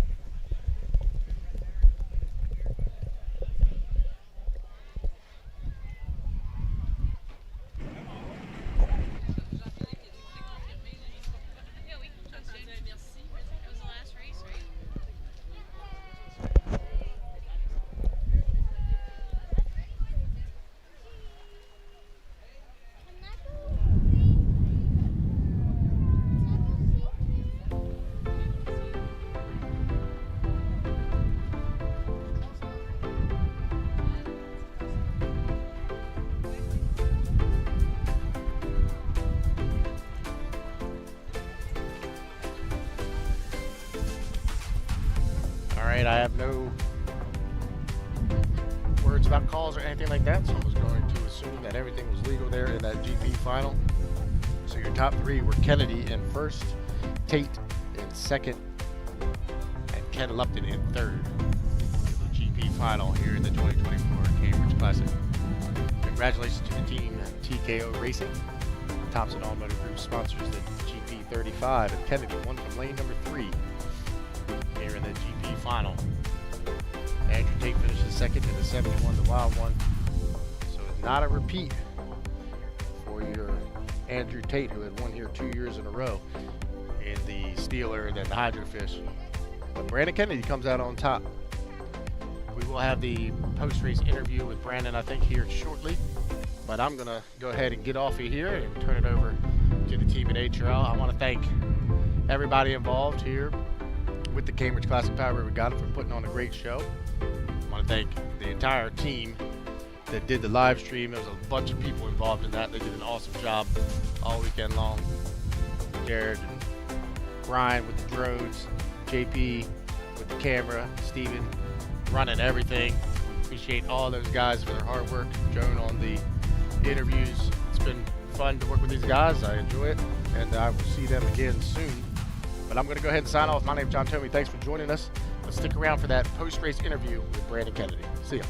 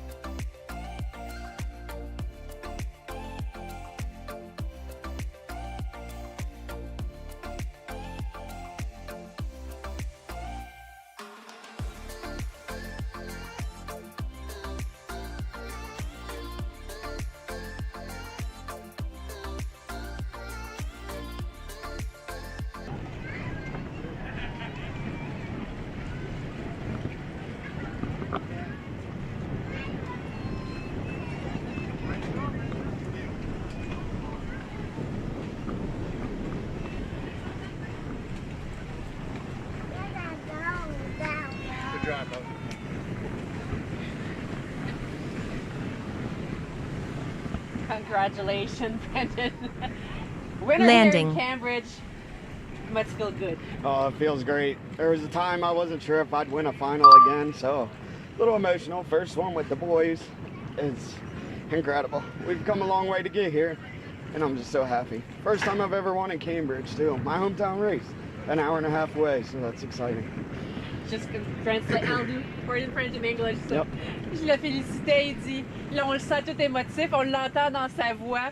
Il dit, c'est la première fois que je gagne ici à Cambridge. Il dit, j'aurais jamais, il dit, je commençais à désespérer de gagner ici, mais il dit, c'est un feeling incroyable. Avec les enfants, c'est encore mieux.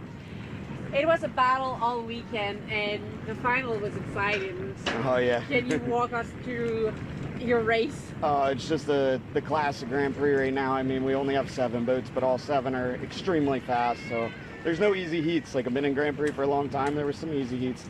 Nowadays, no, there's not. And unfortunately, we lost our steering in the first qualifier. I'm sure that would have been a deck-to-deck battle as well. But to come out here in lane 3 and run around the outside of Ken Lupton and Andrew Tate, that's I couldn't ask for a better picture of a race. I'm sure it was great for the fans. I hope everyone watching the live stream enjoyed it. It's been the best live stream I've ever watched, and I'm just excited to be a part of HRL. Watching live stream outside of your race. No, I like the delay, so I can watch it. It's kind of like a rearview mirror. Did I do good that lap, or should I do better the next lap? So. Il dit ça a été une course vraiment épique. Il dit on a eu une fin de semaine, pas toujours facile. Dans la première qualification, il a perdu le volant, mais il s'est repris. Donc il s'est ramassé dans le troisième couloir pour la finale à l'extérieur d'Andrew Tate et Jack Lawton. Il dit c'est vraiment épique. Il dit on a peut-être juste 7 embarcations à Grand Prix, mais ce sont 7 embarcations de qualité que n'importe qui peut gagner. Next will be Sorel Pressy. So your goal. Well, I believe the boat's going up and Bobby's going to get a shot if he gets permission. So if not, I'll go up there. We'll see. We'll decide as a team and see who gets to go running next, and then get ourselves ready for the new GP challenge. It's going to be incredible. I think everyone's got a lot of things that we'll look forward to, and I just got to thank Ronnie and Sandy Thompson for allowing me to build this boat. Now I've won in my own built boat. That's pretty cool. I don't know. Bert's like the only, and Claude are the only ones that can say that, I think. So just incredible. Our sponsors, Liquid Moly, River City Printing, everyone that stood behind us. My grandpa, my dad, obviously does so much during the week to get these boats ready. So it's just a whole team effort. There's no easy days or weekends on a Grand Prix. So it takes an army. Il dit ça prend vraiment une armée pour pouvoir réussir à emmener une embarcation Grand Prix au niveau où elle est. Il dit il est fier, il est heureux de pouvoir avoir ce privilège-là. Je lui demandais pour Sorel Tracy, il ne sait pas si ça va être son cousin Brandon ou si ça va être lui, mais il dit ça va dépendre. Il dit on va voir comment se déroulent les prochaines semaines. Il leur remercie beaucoup ses commanditaires, sa famille, Sandy puis Ronnie pour le privilège qu'il lui donne de pouvoir conduire cette embarcation-là qu'il a construite avec eux. Donc on lui souhaite la meilleure des chances pour le reste de la saison. Congratulations again, and maybe a few more races. Yeah. You know, we're racing for the HRL Championship this year, so we hope to keep it going all the way till the final in Baltimore. So I come and see me again. I hope so. Thank you. Thank you. Merci à tous de nous avoir suivis tout au long de la fin de semaine sur le live stream. Thank you everybody for watching us on this live stream. We'll do it again in a couple of weeks in Sorel Pressy. Donc, notre prochain rendez-vous le 15 et 16 juin à Sorel Pressy. Our next meeting is on June 15 and 16 in Sorel Pressy. Thank you and see you soon.